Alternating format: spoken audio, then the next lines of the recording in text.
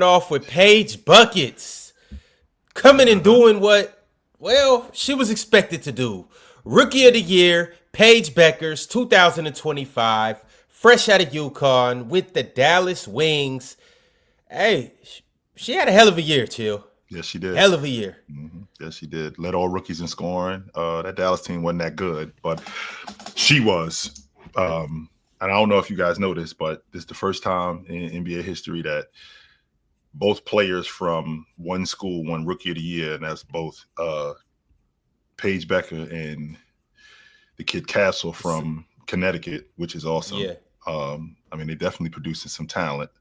They got a building block. I think that they're going to move off of I think that they're ultimately going to move off of Aneka out in Dallas, and I think I said her name right. And I think that they're going to build that crew. You talking about Arike? Arike, not Aneka. I'm sorry. Aneka is in Seattle. Arike, that's what I'm talking about. I think that they're ultimately going to move off of her, and I think that they're going to build that team around Paige. The thing that I'm concerned with Paige is her health, because I saw, what it was at UConn, and she's got some injury history. But she's a baller. She's one of the better one-on-one players in the game. I think she's going to improve. But with these playoffs, it's good for her to watch this stuff. I mean, I don't think Dallas is close to making the playoffs, but it's good for her to see this stuff, so she'll recognize that this is what it's going to take to get there. And I think she is a big time building block. Chill. They got the number 1 pick in Dallas. Mm-hmm. So it's gonna be a hell of a college basketball season, first and foremost. But it's gonna be interesting to see who they end up taking, and they're gonna have an assortment of talent to choose from. Yep. So I'm interested to see if they go with Lauren Betts, center. That's it's Chill. That goes Penn Mars. That goes back to the beginning of time. Mm-hmm. You get a good guard with a center.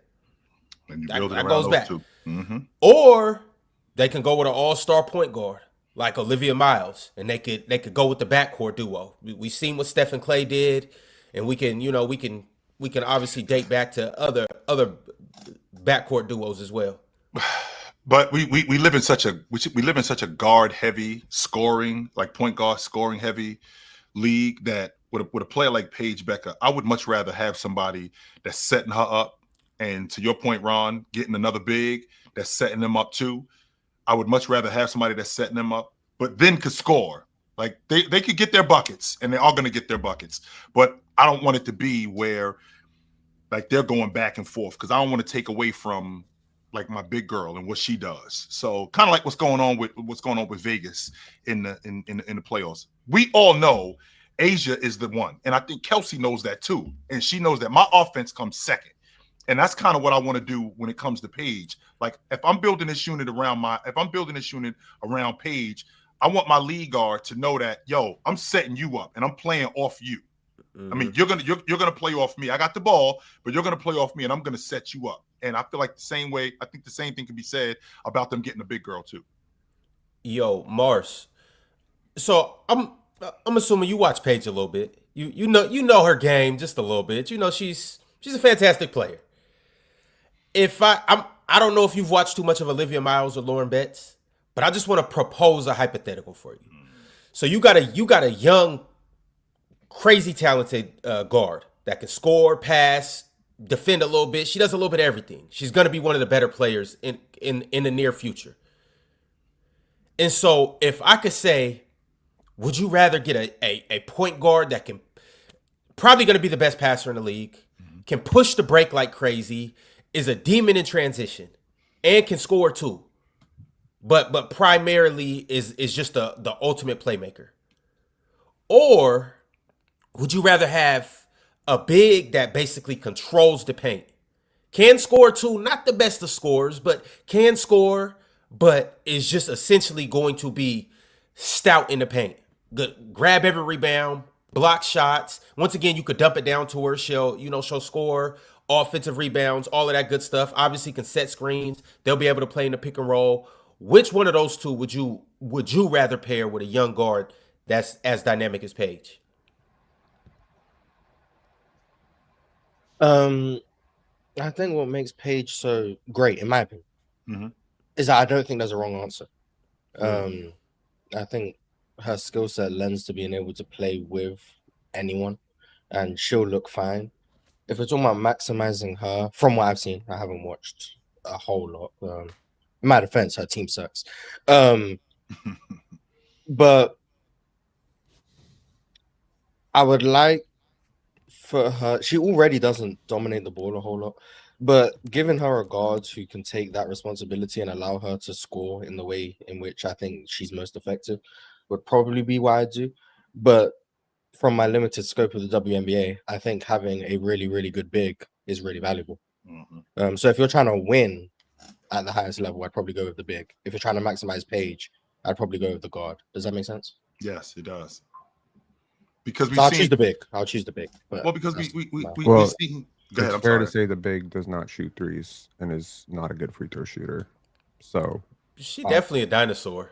With all due respect, she can't make free throws. She shoots 62% from free throw line. Didn't attempt a single three last year, if I remember correctly, or didn't make one. So yeah, I mean, I would say Dwight Howard, Mars, if you will. Dwight Howard. Changes the equation a little bit. That changes the equation a little bit. Yeah, don't be setting Mars up to be a Lauren Betts fan in the event that Lauren Betts doesn't turn out to be a great player. Lauren, nice though. She's projected to go number one. He gave me a hypothetical. I didn't attach names to it because I'm not gonna. I think that's probably. This is one time where I think ignorance is good because I don't know these players like outside of Paige. So I'm not thinking from a biased lens of, I prefer the point guard or I prefer the big, because I don't know who either one of them are. So I'm just going off the skill set that Ron told me. But if he left out very important details of both players' skill sets, that changes the formula. I think most people. I mean, I did a little bit, but I didn't want candidates. He left out two very important candidates for that. Lauren Betts is projected to go number one, Pin.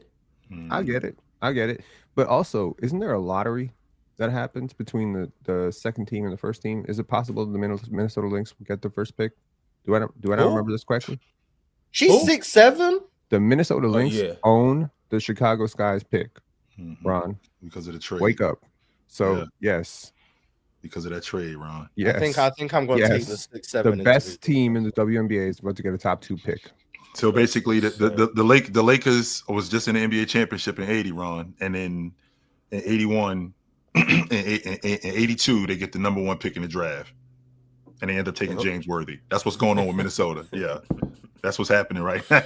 Oh, man. Yeah, that's what it looked like right now. So also, J2, don't let them bully you in the chat, man. Honestly, like, keep your grind up. Maybe by next month, you might get 40 views in a video, man. All right. Everyone starts. J2. He was complaining that you guys are talking about the WNBA again. So then, yeah. Listen, man. Hey, let's be clear about one thing. Women's basketball matters. These women are ballers. These women can. This isn't just a show. If you have not sat down and watched these women, you missing out. You 100% missing out.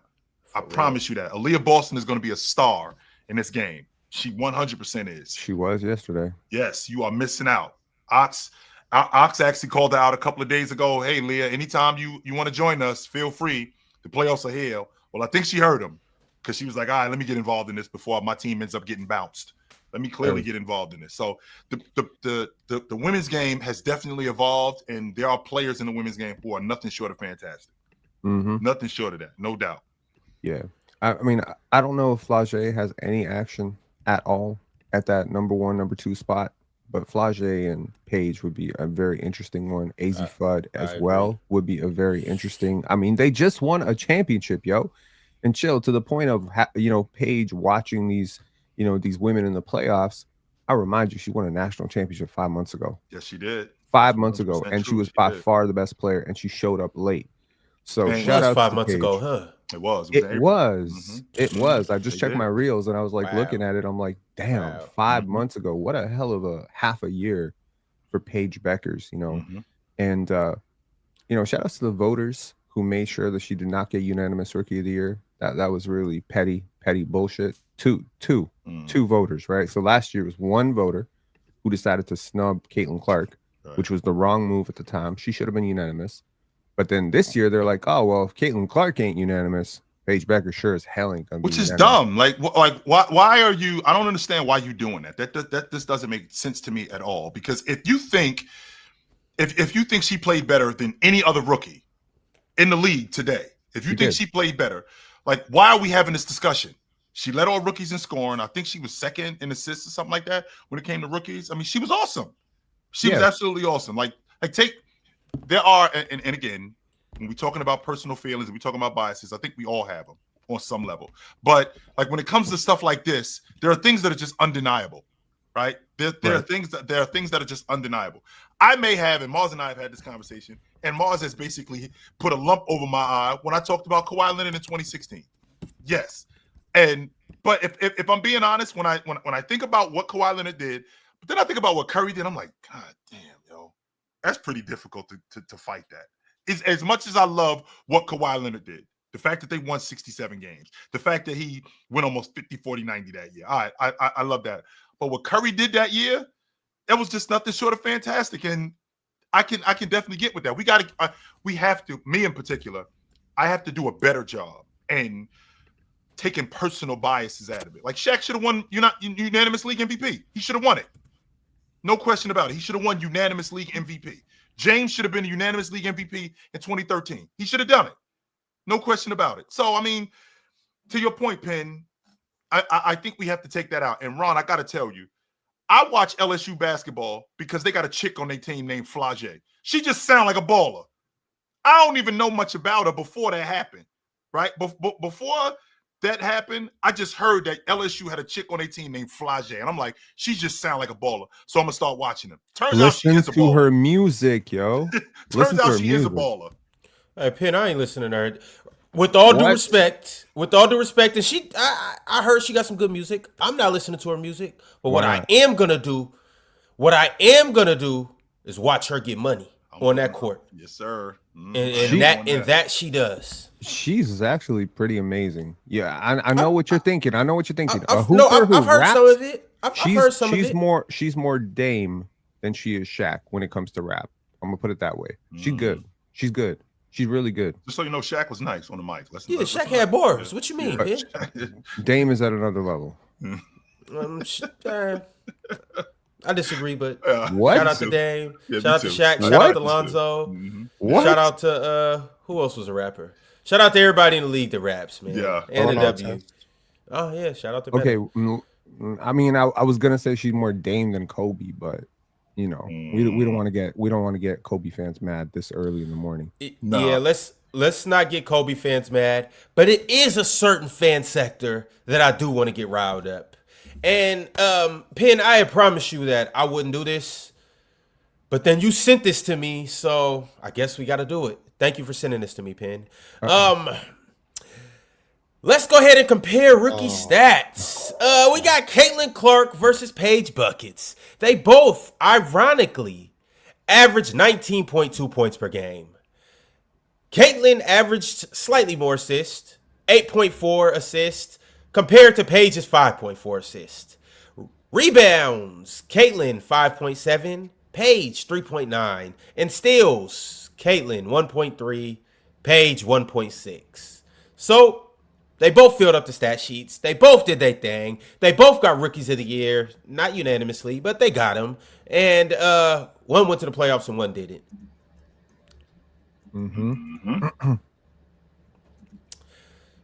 So I say that to say shout out to the Dub because they have produced 2 back-to-back rookie of the years that I'm going to be excited to watch play for a very, very long time. Hopefully, as long as they can both stay healthy.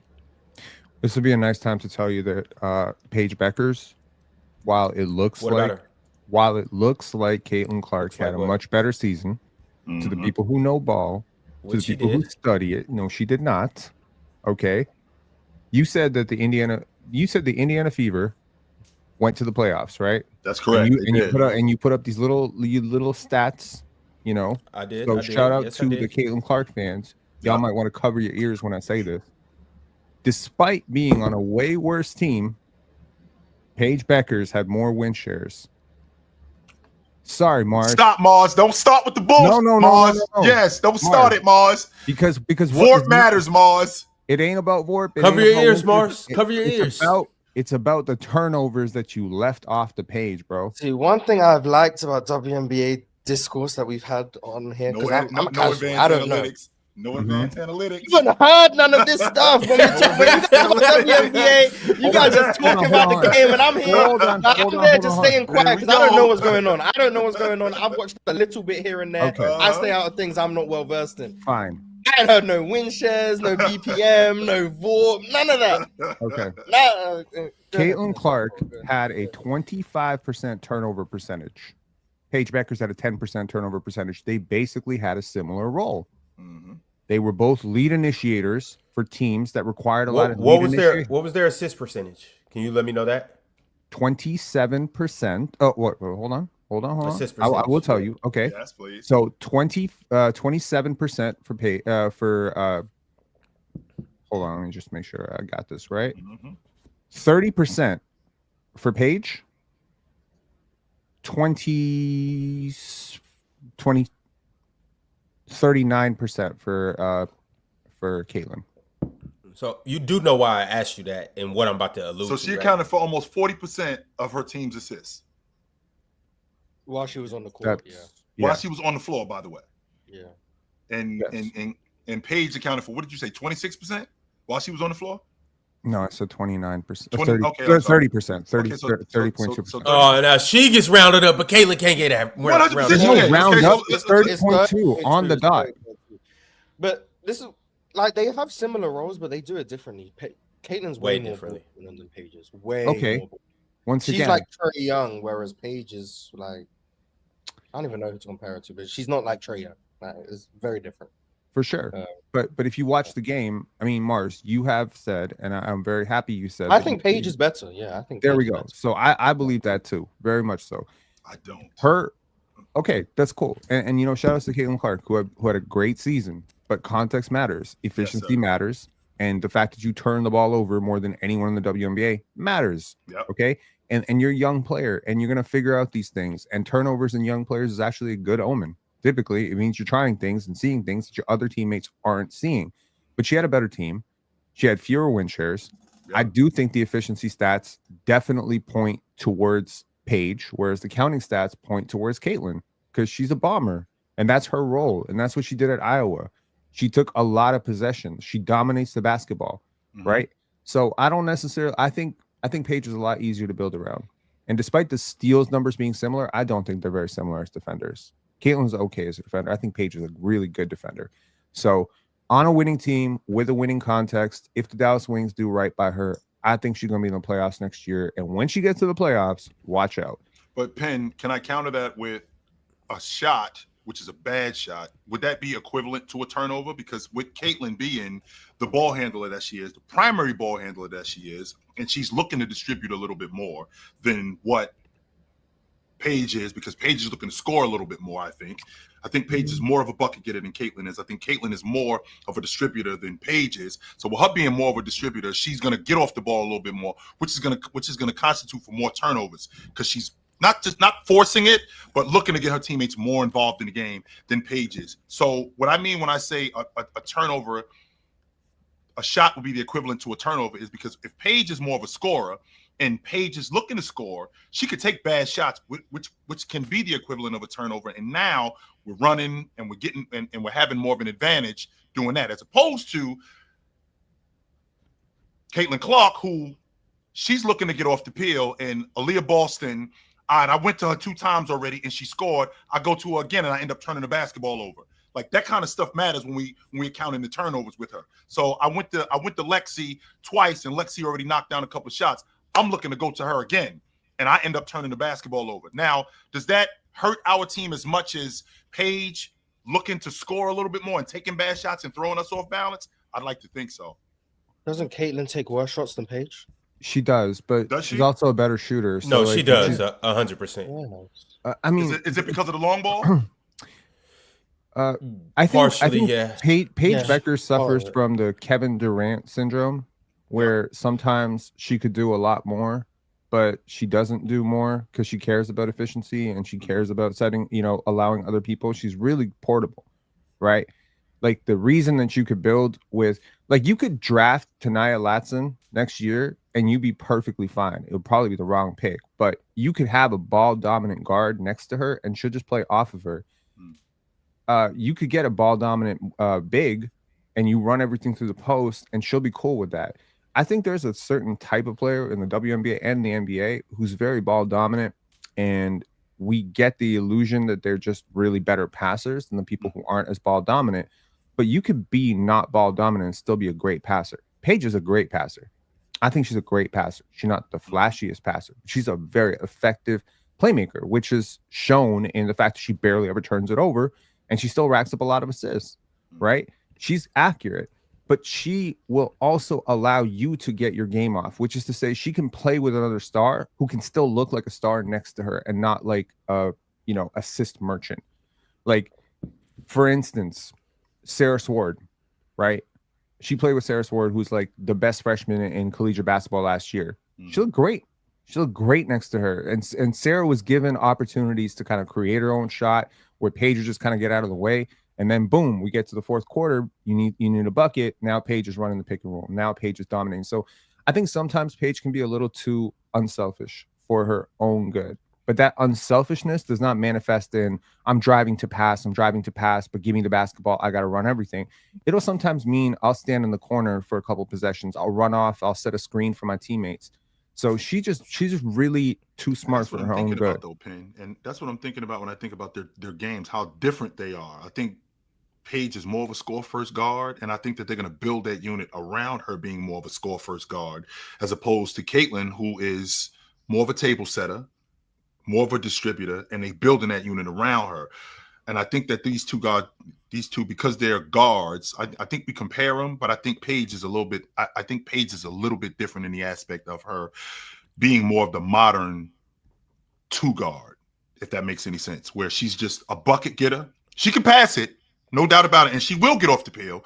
But I think Caitlin, I think that's more of her job than it is with Paige, which is being a bucket getter. I think that's more of her job. So if I'm comparing the two, I want to compare Paige to somebody that does what she does, as opposed to Caitlin, somebody who does what she does.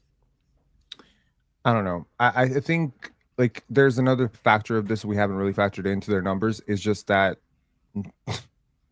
the whistle that Caitlin Clark got, the fouls that she was drawing, like, there's a lot of people who complain that she got fouled more than everybody else. She got flagrant fouls. People were being nasty with her, whatever. She got a lot of attention. And I think a lot of people really dialed up for her, maybe in a way they didn't dial up for Paige, which to me is a little weird, because when they both came out of high school, honestly, Paige was considered the much better player. Like, she was number one in her draft class. She was considered, it was consensus. There wasn't a person that you could talk to about basketball that thought otherwise. I think Caitlin might have been number 3 or number 4 in that class. So yeah, like the high volume 3-point shooting gets a lot of fans riled up. Isn't that subjective though, Penn? I mean, if you're if I'm the best player in the country and you're the third, I mean, how much of a separation is there, especially in high school? I think a lot of I think in collegiate basketball, if you want to once again look at their analytics, I could 100% point to you that Paige was a better player. I think the difference here is, Paige got injured, out of sight, out of mind. That did throw him right, yes. And she also. Yes. And it also happens to be that Paige was at UConn, and she's not really lifting UConn. You know what I mean? When Breanna Stewart goes there and wins 4 championships, you're not gonna follow Breanna Stewart. Exactly, you're not gonna follow Breanna Stewart and like the legacy and Diana Taurasi. Like that's a rich legacy. What Caitlin did. Paige was better than Caitlin in college. Yes, I do. Real talk. We don't even have to do this right now. Yeah. I just want to know, what does this have to do with their rookie campaigns? Well, like what does this have to do? Like, what does her being ranked number 1 in high school have to do with them as rookies in the WNBA? Hey man, Cam Reddish watching this somewhere. Like he breaching. That's what's going on. Cam Reddish like, yeah, talk about it. I think to Penn's point. I mean, if you're comparing Caitlin Clark and you're comparing Paige when they both was coming out of school, they both were high-level players, and when they get into the league, I can appreciate how you feel about, she was a high draft pick, just like Caitlin was a high draft pick. I could get with that logic, but Penn, I just think that my job is different than your job, and I think that what you're trying to do is you're trying to compare me to you as a player, even though I have to do more. Here's the thing, Joe. I'm biased. I'm gonna lay my cards on the table. I've been watching Paige Buecker's hoop since she was in grade 9. Okay. So this is a massive bias for me. Her, Chet Holmgren, Jalen Suggs, they all came up in that Minnesota scene. I was digging into Minnesota basketball at the time for a documentary I was working on. So holy shit. And when I saw her playing grade 9, I thought this is the future of women's hoops. So it was a little bit weird to me. And I think she still is. I really do. No, she is 100%. Ron was the one who introduced me to Caitlin Clark. Chill, this chick that play at Iowa. She a junior. She nice as hell, and I don't know much about her at that point. But keep going. Right, and I mean, like, I think a lot of people want to brand me as like a Caitlin Clark hater. I'm not a Caitlin Clark hater. I'm just asking y'all to be objective. When I listen to people say the three best players, he just told me he was biased, but now he's asking us to be objective. No. I'm saying I'm biased for one person, but that doesn't mean I'm biased against another person. I'm telling you that there might be a little bit of an objective bias in the sense that I've watched way more of Paige at a younger stage than I did of Caitlin, so maybe I'm more invested in her actually fulfilling the prophecy that I see in her. Just like you told me yesterday, Dominique Malonga is the future at the center spot. Yes. And, you know, when she goes out and does what she did yesterday, you might be like, damn, I'm cooking. Damn, I'm right. Shout out to Ron. Did you see the big girl running the floor yesterday, Ron? I was happy. Did you see the big girl running the floor, Ron? We'll talk about the Storm in a second because y'all know I got a lot to say about that game. I do want to say this though, Penn, in all objectivity, because I know we've went back and forth a little bit with the whole Caitlin Clark and Paige thing, which is fun. Yeah. And obviously, I'm leaning more towards Caitlin. But I do want to say this about Paige. The more and more I watched her throughout this year, the more and more I genuinely became a fan and appreciated who she is as a basketball player and really understood just how good she is. Yeah. Like, she for real the truth. And I do want to say this. The gap that I thought that there was in between their game, it has been closed up significantly. How big was it? So, Ron, but previously... Was it like this? How big was the gap? It was a significant gap. I'll just say it was a tier. I'm not gonna say it was a huge gap, but I thought okay. I thought Caitlin was definitely 100% better. So now, if both of them were on the table, I would have to think long and strong about it. Okay, I absolutely would. Mm-hmm. And Caitlin, I'm gonna say this about Paige: her ability to play off the ball and be able to, just play in just about any role and with anybody, that goes a long way. But I do also want to say there is something to be said about a player who, I would say, barring 2 players in the WNBA, Nafisa and Asia, if she's on any team, the offense is running through Caitlin. It's something to be said about that player. You have to be pretty good to be put in any situation and the offense be ran through you. You got to be a special talent. Are we running it through her, Ron, or is she just the primary ball handler? Kind of like what's going on with Jamal Murray. Because Jamal Murray, the primary ball handler, but we run the O through Joker. Okay, Ron, hang on. Both. If you put Caitlin Clark in LA right now, right, you are 100% running the offense through her over Kelsey Plum? Yes, 100%. If you put her on the Liberty, hang on. If you put her through on the Liberty right now, she's the first option over Breanna Stewart and Sabrina Ionescu, or you're just saying, okay, well, she's gonna be controlling possessions. Sabrina, go fan out and go hit some threes.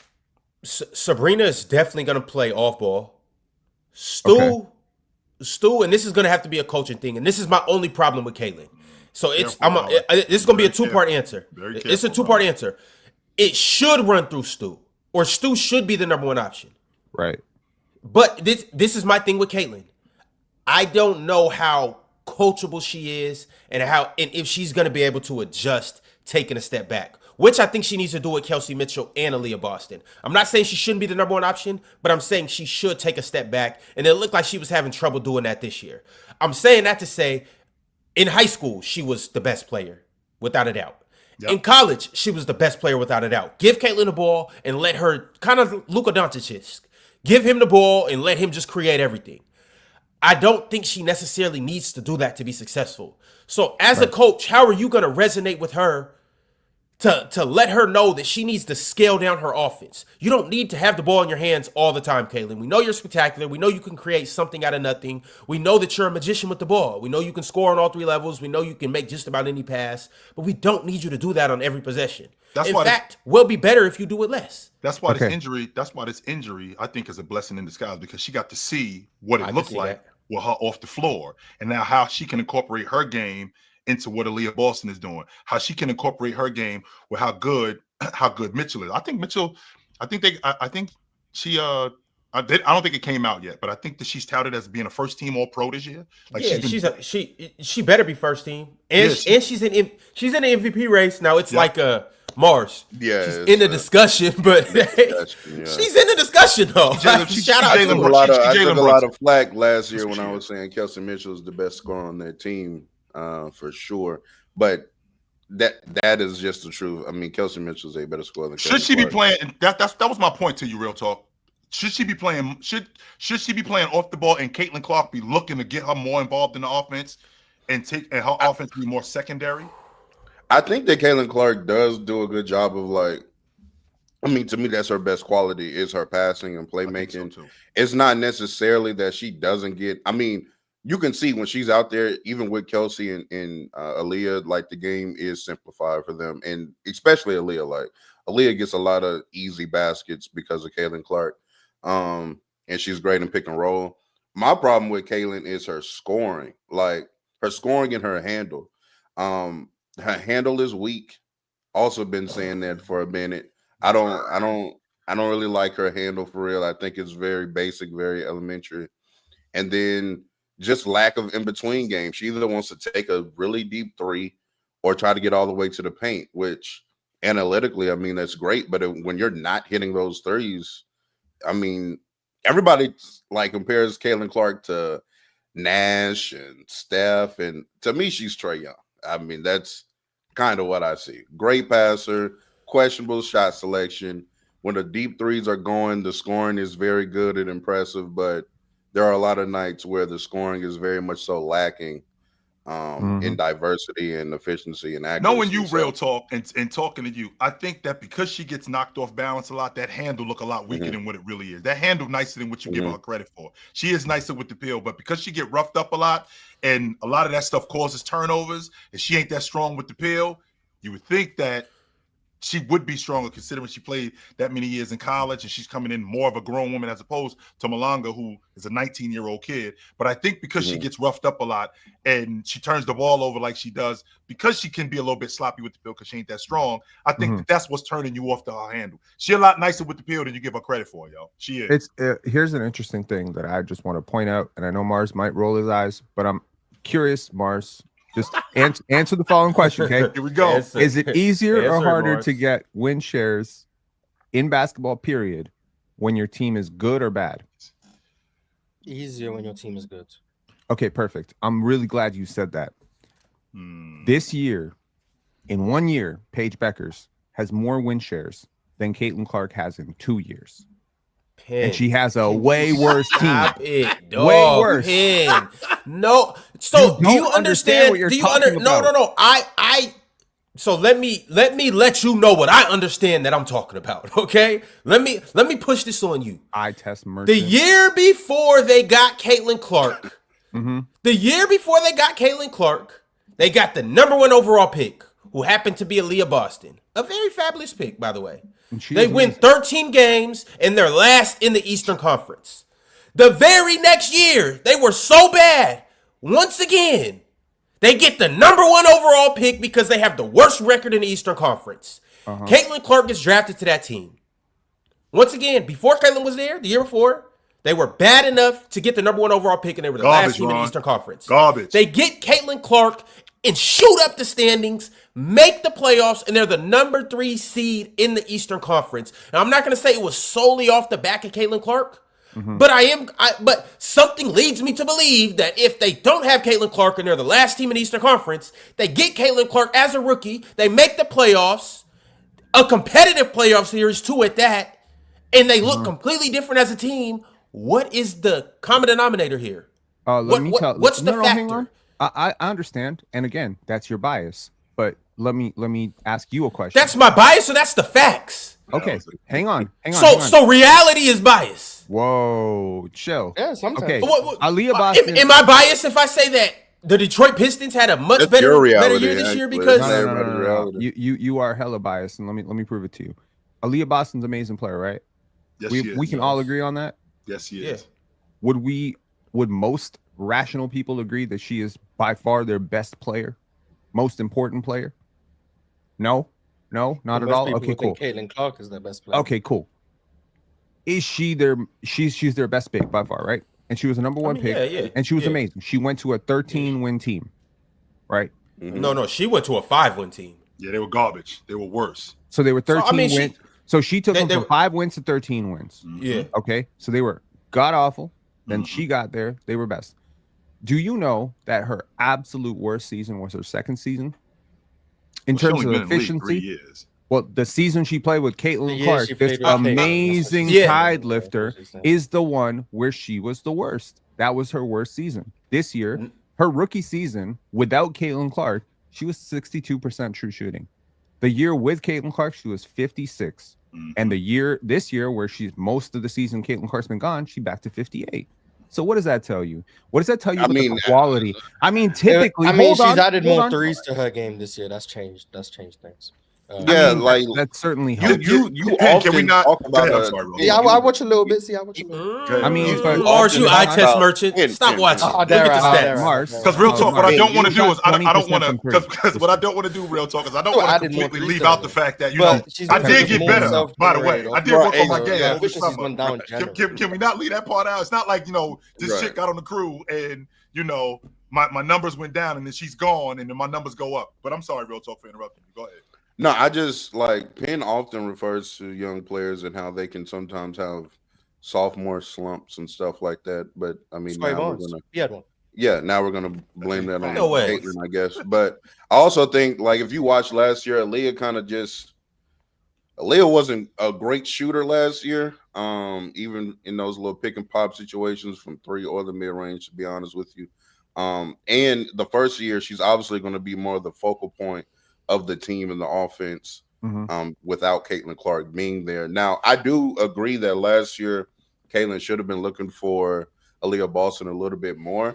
I agree as well. Last year as well. But this year, what I was seeing when she played, Caitlin Clark was in fact doing that. The only thing I really had a problem with Caitlin this year was her scoring, and then she was very turnover prone. But she definitely was looking for Aaliyah way more in pick and roll situations. So I don't really have a problem with I don't correlate Aaliyah Boston struggling with Caitlin Clark. I just think that when you add a player, listen, I've been watching the chat the whole time. People are comparing her to Steph. People are comparing her to Steve Nash. These are the comparisons she often gets. When you get Steph Curry on your team, almost everyone becomes more efficient. It would be absurd to imagine that Steph Curry getting onto your team, unless you are the dumbest basketball player in the history of basketball, that you would become less efficient with that type of player. What are you saying about Kelly Oubre? Well, Kelly Oubre is not the smartest basketball player. Kelly Oubre certainly. If you have to reach maybe Aaliyah Boston isn't. You just cooked yourself. But maybe Aaliyah Boston needs to raise that ice. Aaliyah Boston is a really smart basketball player. First of all, she's an incredibly smart basketball player. If you watched yesterday, the Indiana favorite, you would see it. She is a playmaking 5. She is a really smart basketball player. She processes the game at a very elite level. She is not passes really well too. Yeah, that's what I said. Yep. Didn't I? Sorry, am I losing my mind? Yeah. So she didn't get drafted. She didn't get drafted first overall because she's 6'5". She got drafted first overall because she's a fantastic basketball player. So she's 6'5". And she's 6'5". What I will say is not the issue that Caitlin Clark's not looking for Aaliyah Boston. I mean, Aaliyah Boston she demanded. That's not what I'm talking about. I'm talking about how do you have to alter your game to accommodate a player who has games where she has 45% usage? How much are you touching the basketball? How out of rhythm are you getting? Are you going 2-3 possessions down the court where you don't even touch the basketball? You know what I mean? And if you're an Aaliyah Boston, I think it'd be fair to look at this situation and say, wait, I'm nice as hell. And, maybe we need to run some shit through me once in a while. Maybe that'll make us a lot less predictable, given that your weak ass handle, ain't really getting you the separation that it was getting you at Iowa, right? It's a weak handle, Ron. You know it is a weak handle. Yeah, listen, weak handle. Come on. I don't think it's as weak as she can't go left, bro. I stand. Zion don't go right. Okay. Do he got a weak handle? Well, Zion's but he's strong enough to just bully you. Yeah, Zion's handle is what makes him great. Two things. We've seen how physical and he do got a better handle than Caitlin. We've seen how physical people are with Caitlin Clark. I'm sorry. And with being that physical with her, I do have some limitations early on in my game, right? Bro, so that was a Freudian slip if I've ever heard one. Holy. I apologize. I meant to say Clark. That's what I meant to say.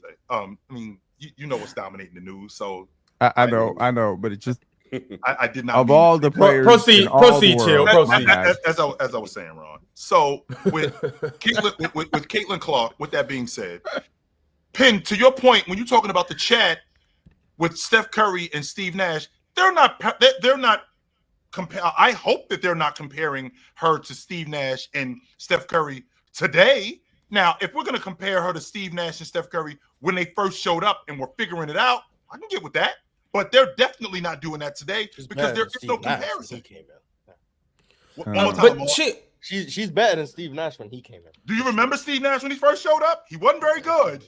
She's better than that. But Chill, I want to say this though. First off, real talk, you compared her to Trae Young, which I think is an accurate comparison. But what I do want to say is she's actually like legitimately taller than Trae Young, which means she would be like a Trae Young if he was like 6'5" in the league. If Caitlin Clark is 6 feet. She's a fusion of Trey and Halliburton. Caitlin Clark is 6 feet. Okay, tall. I can say that. Are you saying Trae Young is shorter than 6 feet tall, Ron? He might be. I've seen Trae Young at 5'11". I've seen him listed at 6 foot. I've seen him listed at 6'1". I've seen him like Trae. He's around 6 foot in the W is a big guard. It's a huge guard in the NBA. Is a tiny guard. Yeah. Relative to league, dude. I know what he's saying. Yeah, I know. I'm just saying she's a bigger guard. Who's 6'2"? Nneka Ogwumike is 6'2". And she plays center. Yeah, she a big. And Caitlin Clark is 6 foot, and she plays point guard. Right. So I'm saying it's a lot of value with her being a big point guard. What you're saying is she's Magic Johnson. But hold on, no. I don't want to go down that street. I don't want. And more as much as I would like to go down that street, I don't want to go down that street. I'm grabbing the wheel, Ron. I'm left right here, Ron. She's what Magic would have been if he played in '93. You know, the 3-point shooting progression that he was going through. That you got it, yeah. Okay. The peak Magic. Pin. What I want to say is, I'd be tired of the comparisons. Why are we first off comparing a WNBA player to NBA players? I understand we get caught up in that, and it's fun to do it. I actually like to do it. But what I'm saying is, in this scenario, it doesn't matter whether she's Trae Young, Steve Nash, Magic, Steph Curry, because we all know she is the best, if not second or third best point guard in the WNBA. She's a top 3 point guard in the WNBA. So regardless of what her comparison is, she's fabulous in her game. Regardless. Right. Yeah, I just want to clarify for everybody, just so we don't get misled by your misstatement there. Caitlin Clark is not taller than Trae Young. I just checked his pre-draft measurements. He's 6'1.5" in shoes. So that means he's 6.5. So he's just a little bit taller than Caitlin Clark. Nevertheless, for their position in their league, yes, she is way taller than Trae Young. So I get your point. She's a big point guard. She's a massive point guard in a league where point guards are often 5'6", 5'7", 5'8", although they're expiring soon. 5'9" to 6 foot. She's on the bigger side of point guards, and he's small. I get it. I just want to clarify that. Yeah. No, I do agree that little guard in the W is on its way out because, I mean, you got Juju coming in the league. She's a PG. She's 6'2" herself. Like that's gonna be over. How tall is Paige? Paige is 6'1". Yeah, 6 foot, 6'1", 5'11" to 6'1", somewhere in there. Yeah, that's all them little guards. Yeah, it's gonna be a wrap for y'all in the W. Unfortunately, I did not know Paige was that big. I thought she was like 5'7", 5'8". What? Yeah, no. What are you watching, Chill? Old man. And you were talking about her playing off guard? Damn, I didn't know she was that big. She ain't bit of 6 foot. She is a legit 6 foot. I thought she was like 5'8". I've seen her standing next to like people who are legitimately like 6'2", and it's close. Like Jalen Suggs 6'3". Almost like if Caitlin stood next to Trae. Right. Yeah. Exactly. Yeah. So basically, that was actually a question mark about for some, because in college, Paige liked to post up quite a bit, and the question for some when she came into the W was like, can she get away with that? Because the physical advantages won't be as prominent as they are in the college game in the W. But she has definitely, to be honest, I was lower on Paige coming into the W because I was questioning like her athleticism and ability to create separation. Because I do think Caitlin Clark is a better athlete than Paige. She's quicker, she's faster, she's stronger. Just a better, probably stronger right now.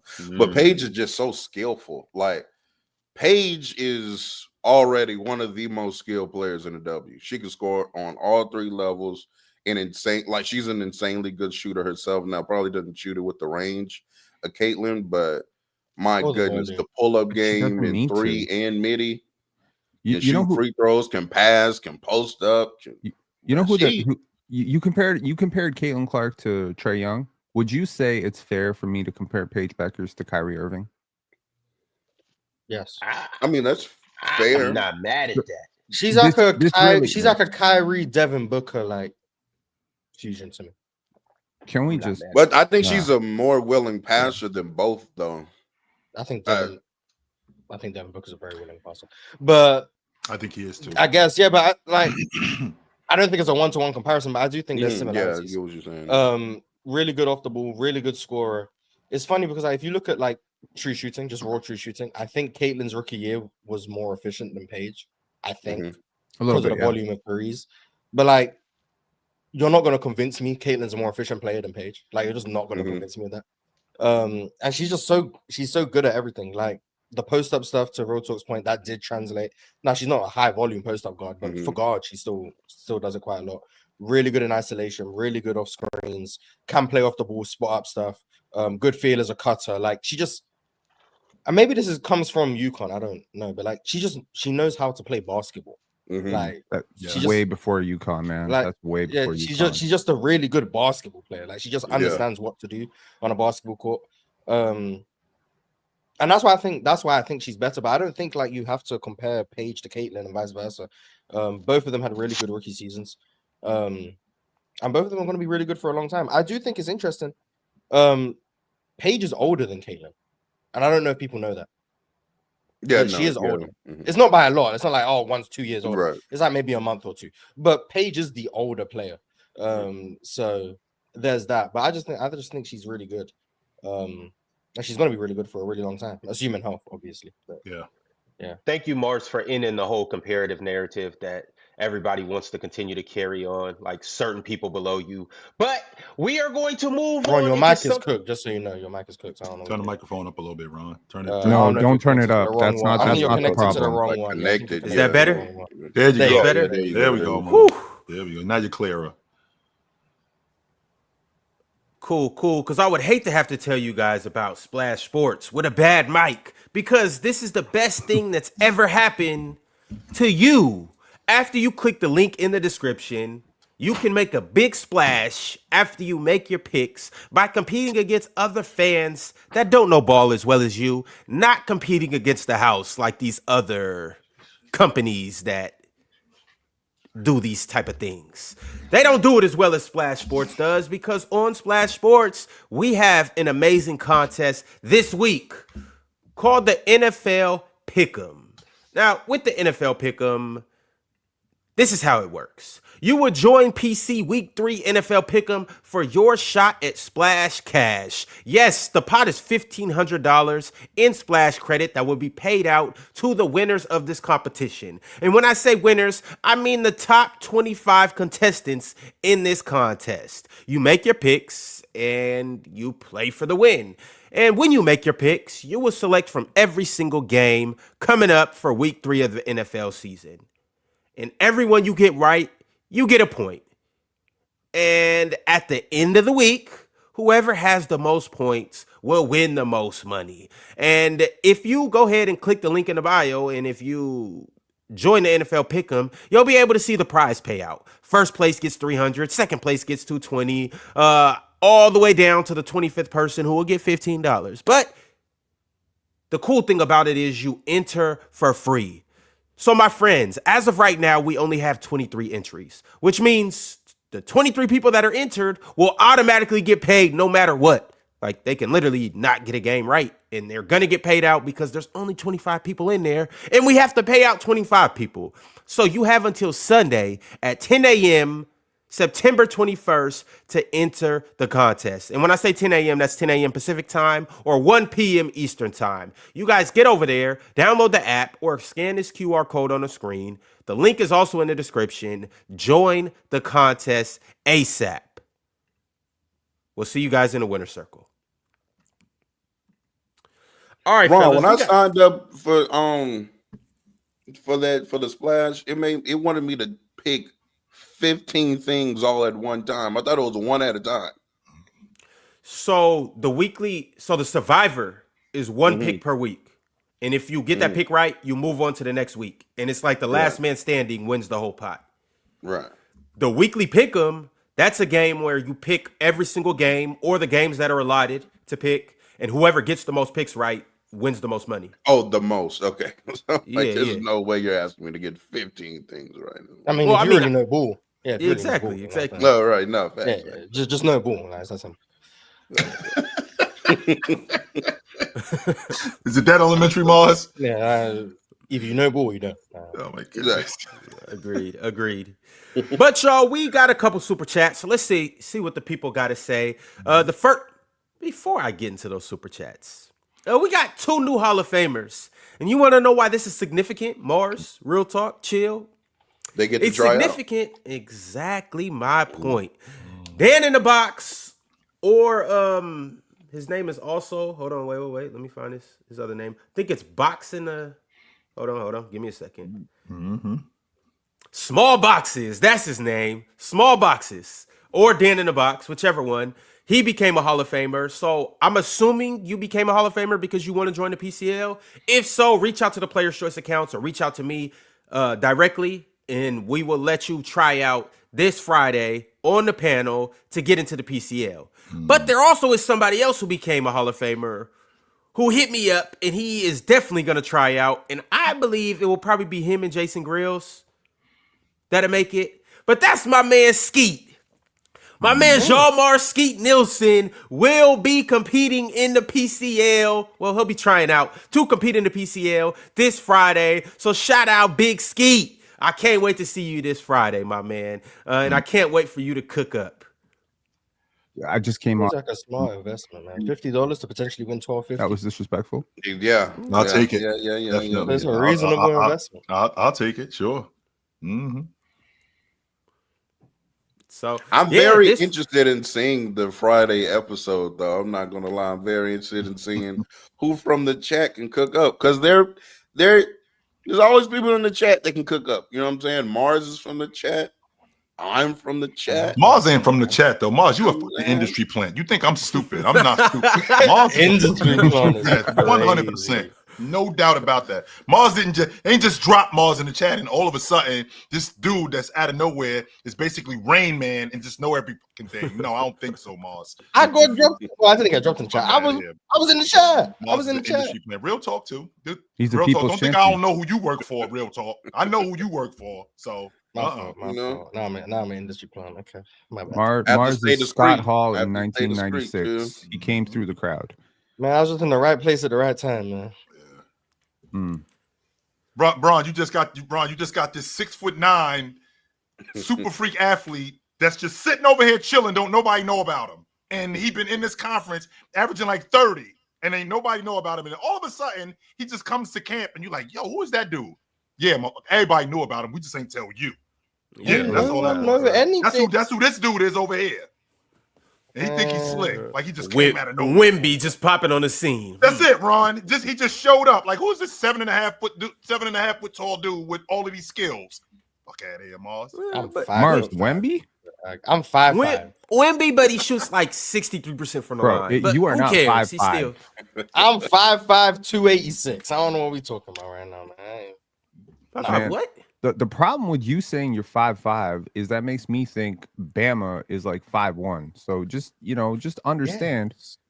Yeah. He's not. Come on. I've heard Bama say he's 5'6". Am I wrong? Am I wrong? Bama might have said that. Bama may have said that. And he may have said that. I can guarantee. All I know is Bama in his prime was the most freakishly athletic person on PC. That includes Shaq for Olympiacos. Bama, first off, Bama is undoubtedly the strongest person in PC. I think he in the NFL combine or the college combine, you know how you go through all the drills and stuff like that. He benched what did they bench? 205, 235? I don't know. Somebody in the chat to know. Whatever the standard bench is, 225. 225. He benched 225 like 25 times. Oh damn. He broke his college's record. Yeah, but he got short arms, so easier. That's Bama true. is He got short arms. Bama is literally But- a bowling ball pen. Like That's another reason why I don't believe big that ass bowling ball. Wiltshire That's Bama. But Bama used to dunk though with two hands. Boom. If you had to guess my max bench, If what would you Bama guess? I would love to see that. I would love to see that. I would love to see. I believe. I'm telling you, believe I Ron, seen unless it with he's my telling me two Will eyes. Chamberlain stories, but I would love to see that. I seen it with my two eyes, hanging on the rim. If Yeah, you, but he's if you, scared to come down, you know how high that jump is? well, we used to have to help him down, so that's why he only there you dunked go. like 3 times in his life because he's scared of heights. So we would have to, he would go up there and do it, and then we'd have to help him down. It was one time we just left him hanging up there. He was like, "You so strong, just do pull-ups while you up there. Get a workout in or something." But I do want to say this though to everybody in the chat. If you aren't the tallest, if you're like Bama, I got something for you. Because you know, Mars, they say if you eat your vegetables, you'll grow and all of that. So I got the perfect place for you to eat vegetables. And that's on factormeals.com/Players Choice 50 off. This is where you can grow out of your short frame. And you don't have to live like Bama does, you know? Come on. Get your vegetables and get your daily nutrition and all your intake right here at factormeals.com. Now, here's the beautiful thing, y'all. It is becoming fall. Fall is coming up on us very soon. And so what you guys need to do is adjust your schedule with the time. You're going to lose a lot of sunlight. You're going to lose a lot of time in the day. You are going to have to spend more time inside.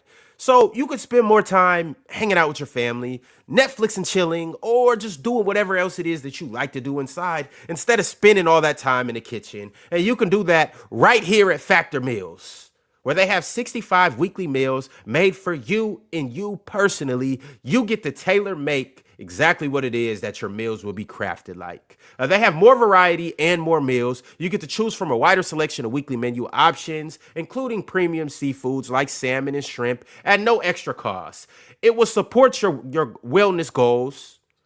You can savor global flavors. And more importantly, Factor Meals just has better nutrition, and that's why 97% of the customers say Factor has helped them live a healthier life. Just imagine if at 16 years old, Bama would have got his hands on Factor Meals. He might actually be playing in the NBA with a vert like that. So here's what you guys should do. Don't be like Bama, be like me. Order Factor Meals and eat it daily. So here's what you need to do. Eat smart at factormeals.com/Players Choice 50 off and use code Players Choice 50 off to get 50% off plus free shipping on your first box. That's code Players Choice 50 off at factormeals.com for 50% off plus free shipping. Get delicious, ready to heat and eat meals delivered right to your front doors. Go do that right now. Bama about to bench press your ass, man. Yeah, when Bama got you in the headlock, I was waiting there. Don't be asking anyone for help. Cheerio got me. Cheerio She can't help you. Bench press her too. Man. Unlimited Z said Paige criticism is she doesn't take enough shots. Also, Cece is horrible off ball. I wouldn't say she's horrible, but she has a lot of work to do.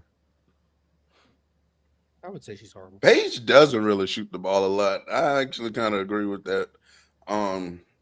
Would love to see her scoring aggression go up a little bit. I assume it will.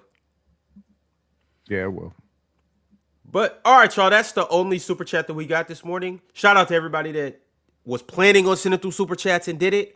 We'll continue to progress in the show. Once again, shout out to Small Boxes or Dan in the Box. Shout out to Jean Mars, Skeet Nielsen. If you do want to join the PCL, become a Hall of Famer, DM the Players Choice account, and I will add you to the list. There's currently 4 people in the play-in. We'd like to see that go up to 6 or 7, but we'll just have to see. Once again, this is what week 1 will look like in the PCL King of the Court. You got Team Chill versus Team Ox, and you got Team Swiper versus Team Jordan. Both of those teams, Swiper and Jordan, Both need an extra man on their roster. So anybody looking to join up, holla at us. And these are the prizes that you can potentially win. First place can win $1,250. Second place will take home $500. And third place will take home $250. All right, y'all. The next topic we are going to jump into, we'll get to the WNBA games that happened last night here momentarily. The next topic I do want to talk about is Anthony Edwards. There's talk that Ant-Man is locked in like never before. They've been saying that he's been staying off social media, and he believes that he can take another step in his game to reach a Shea/Luka level. Good. They said he's been on. Yeah, that was a self-admission, by the way, for anybody that was up here talking about that Ant better than Luka. Ant is telling you he's not better than Luka. I just wanted to put that out there. Sorry, I interrupt this with breaking news from 1977. Chill. Did you know Bruce Jenner was drafted by the Kansas City Kings? Did you know this? Next topic. I was looking for Caitlin Clark on Basketball Reference, and I saw Caitlyn Jenner. I was like, "What?" Yes, I did not know this. Kansas City what? The Kansas City Kings. Yeah. Leave that alone, Ron. Not only was Bruce Jenner drafted, Tony Gwynn was drafted. Not only was Tony Gwynn drafted, Carl Lewis was drafted also. Shout out to 7 rounds of draft. Yes, Holy sir. Crap. That's what's going on. But I'm sorry. I didn't know that. My bad. Back to your segue, Ron. About you were saying, Ron. Yes. If the timing lines up, he could have been the first one to play in the NBA. Hey, here we go. It could have happened. If the timing was right, it could have happened. Hey, Morris, as athletic as 20 years off. that individual used to be, Morris, as athletic as that individual used to be, still might be the most athletic player in the dub. You never know. Hey. Isn't Caitlyn Jenner like 70? Yes. Morris, hey. Hey, that's a former Olympian. Like, I'm assuming, you know. A gold medal Olympian, by the way. Somebody just said Joanna Jenner. Y'all need to stop, bro. Y'all need to stop in the chat. Relax. Yes. Well, back to Ant. Quote unquote, Ant has been off the social media grid and working on his game. He hasn't had any international play this summer for the first time in a couple years, which I think has allowed him to buckle down. Mm-hmm. He was pretty forthright after the loss to the Thunder in the Western Conference Finals that he still got a big step to make to get to the level of Shea or Luka. So I want to ask you guys this.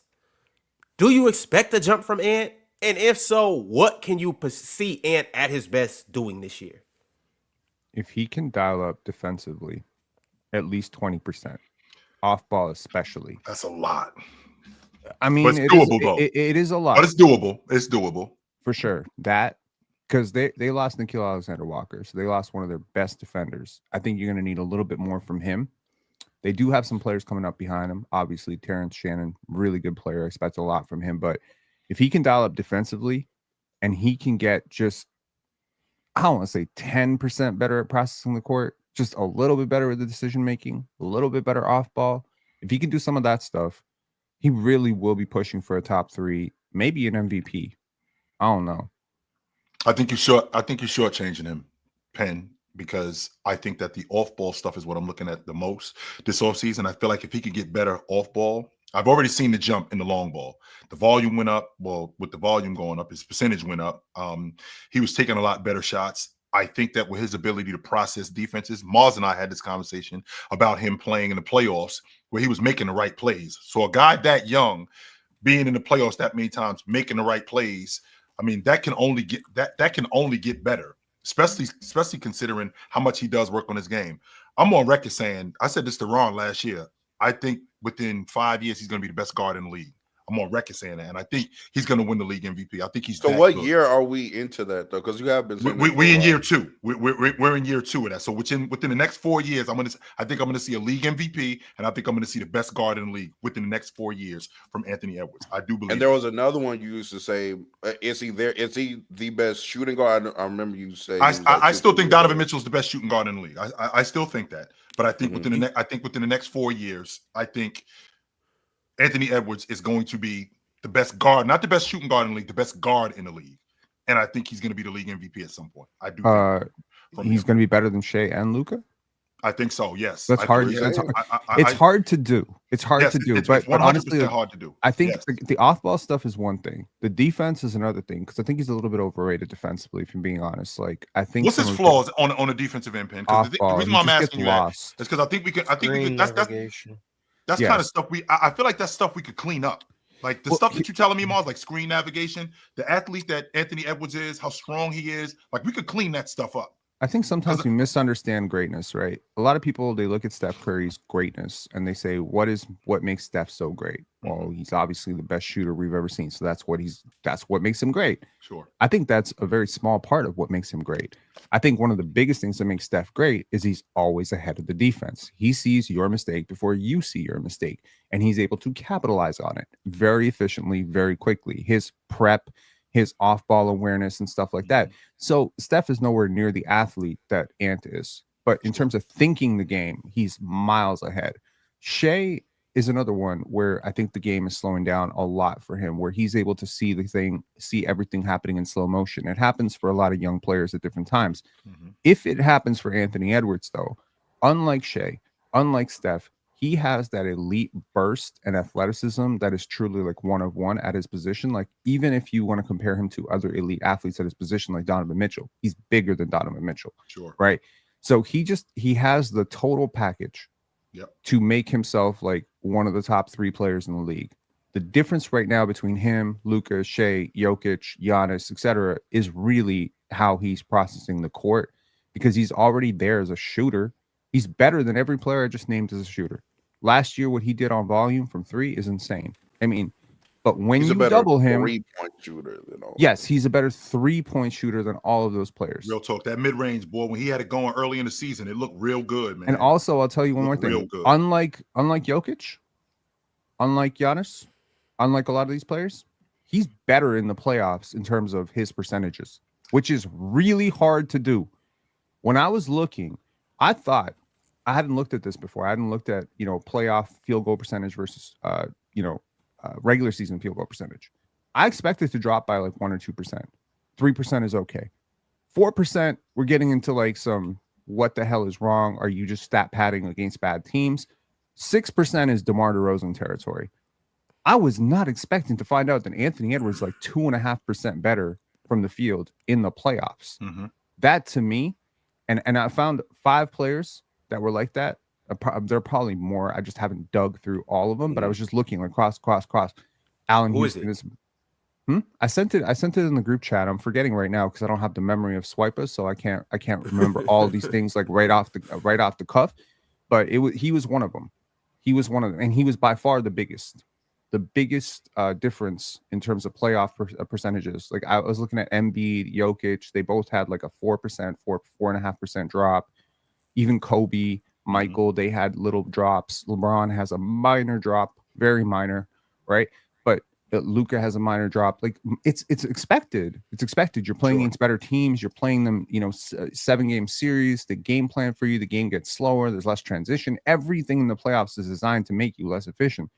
So if you're even close, I think that's a huge sign that you're a very, very good player. And I think that that's fair. But to your point, real talk, when you're talking about coming into the league. So Anthony Edwards came into the league, played that 1 year at Georgia, right? And he gets on this Minnesota crew that, they don't really have much going on. They basically built in this thing. So like, who's really teaching him how to play the game? As opposed to Shea, I think that it was a little bit different. Shea plays for Calipari at Kentucky. He comes into the league. I got Doc Rivers and Sam Cassell as my coaches. And then I go from that. So I got Chris Paul running with me. Right. So I feel like I got to jump. I feel like I got to jump on the games in terms of knowledge. Anthony Edwards, one of my biggest issues with him is being able to play off the basketball. As a 2-guard, okay, I have to, instead of going out to the half-court line, cut to the basket and know where spaces are where I can be the most effective. I am taught that, right? And the reason why the reason why I'm taught that, because I don't know where to go. I don't know how to cut. I don't know where to screen as a 2-guard, right? And people teach you that. And I think that Shea kind of got that leg up on him. Same thing with Luka. He had that leg up on him in the Euro game. and then when he gets with Dallas and he has Rick Carlisle to teach him that. Anthony Edwards, on the other hand, I feel like we're in a space where he's learning this, and if he would have had that kind of tutelage, I think he would be a lot more advanced than where he is. But I think that he's getting there a lot quicker, considering the people who were teaching him. And I think that it's just going to get better with him. I don't know how much better like he could have been right now. I mean, he's already like a borderline top 10 player in the league. I mean, I think that's fair progression for Anthony Edwards at this stage of his career.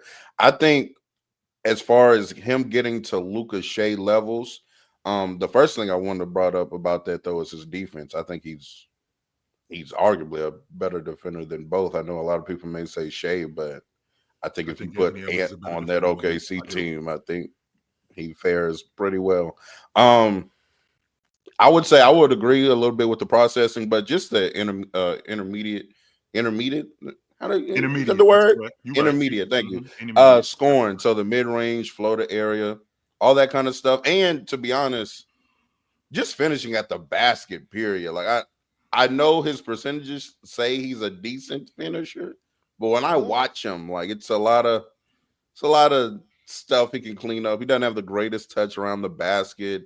Isn't the greatest layup finisher in traffic. Like there are some things to his scoring game I think can elevate him into that conversation, because I really think that's what's kind of holding him back. Like Shea and Luka are, even with Ant's progression as being a great pull-up shooter, they're just so much better of a scorer in my opinion, because they're able to get easier shots, or just able to capitalize on the defense, giving them that little short range to mid-range shots and hitting them at a really good clip. If Ant can do that, then I think we're having different conversations about Anthony. Wouldn't that to your point, when you're talking about finishing around the basket, because he's a superior athlete, right? So a lot of times he's dunking on guys and playing at the NBA level, playing in traffic, playing around a lot of bigger guys.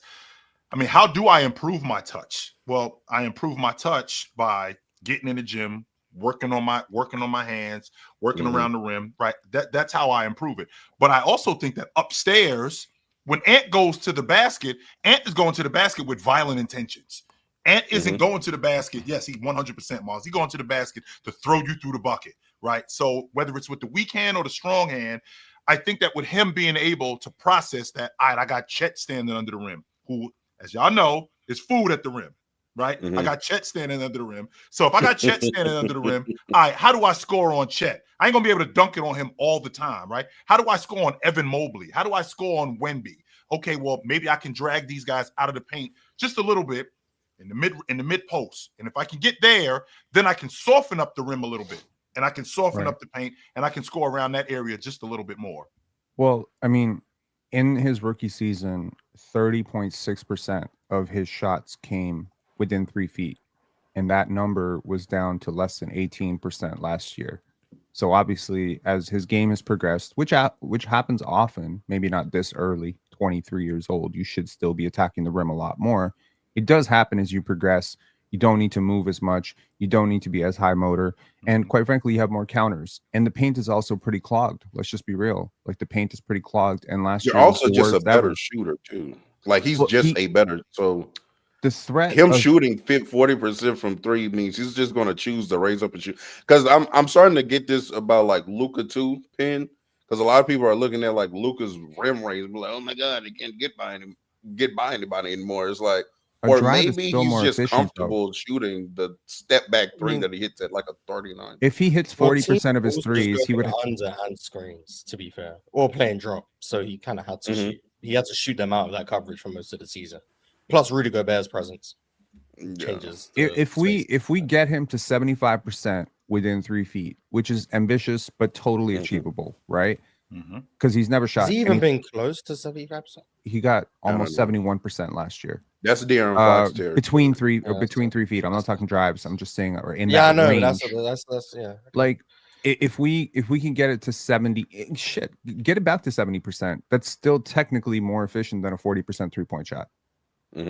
it's still technically more efficient. Especially so is his rate right now, 68%. It's still well, you're playing with Dante DiVincenzo, you're playing with Jaden McDaniels, both of whom are capable shooters. Julius Randle showed some spark in that situation. I just think you become a lot less predictable. And I think to the point of, his defense, again, I think this is just way more on-ball focus, than understanding all the things he doesn't do well defensively. And I think a lot of that comes down to court mapping. Defensively, he's not doing the stuff that he could be doing, which is using his mind to get ahead of the offense, right? Reading the scouting report, getting detail-oriented, understanding where the screen is coming from, understanding communication, communicating to his teammates, setting his teammates up, kind of being that quarterback of the defense a little bit, right? He has football experience. You know what I mean? Like he's a football player. Like he plays like a football player. So, he should be able to do that. I did find the list of the 5 playoff risers. Would you be interested to know who those 5 playoff risers are? Allen Houston is the least playoff riser, but I'm going to give a shout out to Allen Houston since I got a signed basketball behind me. Shout out to New York Knicks legend Allen Houston. He went from 44.4 career to 44.8 in the playoffs. So is this strictly field goal percentage? Strictly field goal percentage. Okay. The second one is Anthony Edwards, 44.6 to 46.8. That's a 2.4% uptick in field goal percentage in the playoffs. The third one is Chris Paul from 47% to 48.4%. You heard him, Ron. You heard him. Yes, you Ron. You heard him. You don't say. You had the exact same reaction when I told you this the first time. Kawhi Leonard, 49.9 to 51.3. That makes sense. And it does make sense. And number 5, Hakeem Olajuwon, 51.2 to 52.8. And that includes, by the way, the inefficient as hell. If you exclude the inefficient seasons later on in his career, like the last few years of his career where he just wasn't great, even if you exclude those and you only focus on his prime in Houston, he was still more efficient in the playoffs. So, one way to look at this is these players left a lot on the table in the regular season. That's another way to look at this. You can say they're better in the playoffs, but I think they're coasting through the regular season. I think it's a different way to look at this, but yeah.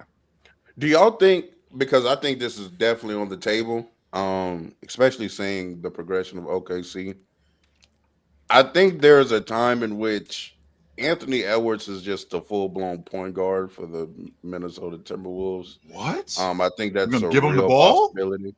Yeah, I think that's a real possibility. I think that's what happens to most 2 guards. Yeah, to be if it's already happened to Devin Booker. Yeah. Donovan Mitchell's practically going through that. They kind of share the responsibility with Darius Garland. Like if you're that level of 2 guards, that's what you do. Otherwise, you end up being Zach LaVine or Jaylen Brown. No knock on those guys, but you end up being like 2, 3. But is that a good thing, though, Mars? Because if you consider what Devin Booker was when he was playing off the ball, I don't think it's great. I just think that's just what happens. Because I think Anthony Edwards, the best player, has the ball. That's kind of just how it goes. I just think Anthony Edwards. That was with Dwayne Wade too, by the way. Dwayne Wade did a lot of point guard stuff. Kobe later on it when 2011, like he was doing it. Like it's just the way the game went. I also just think Ant's just way better on the ball than he is off the ball. So it maximizes him. But now. I'm saying even with, because a lot of people in the chat are like, he did that a lot last year. He did for sure. But I'm saying without trying to put like the quasi point guard out there with him, like there's no need for Mike Conley to be just run him. If Mike Conley was younger, he would not have been on the ball as much. If Mike Conley, for sure, because Mike Conley was good back in the day. Yes, he's older now. Clearly, I'm sorry to interrupt you, bro. So keep going.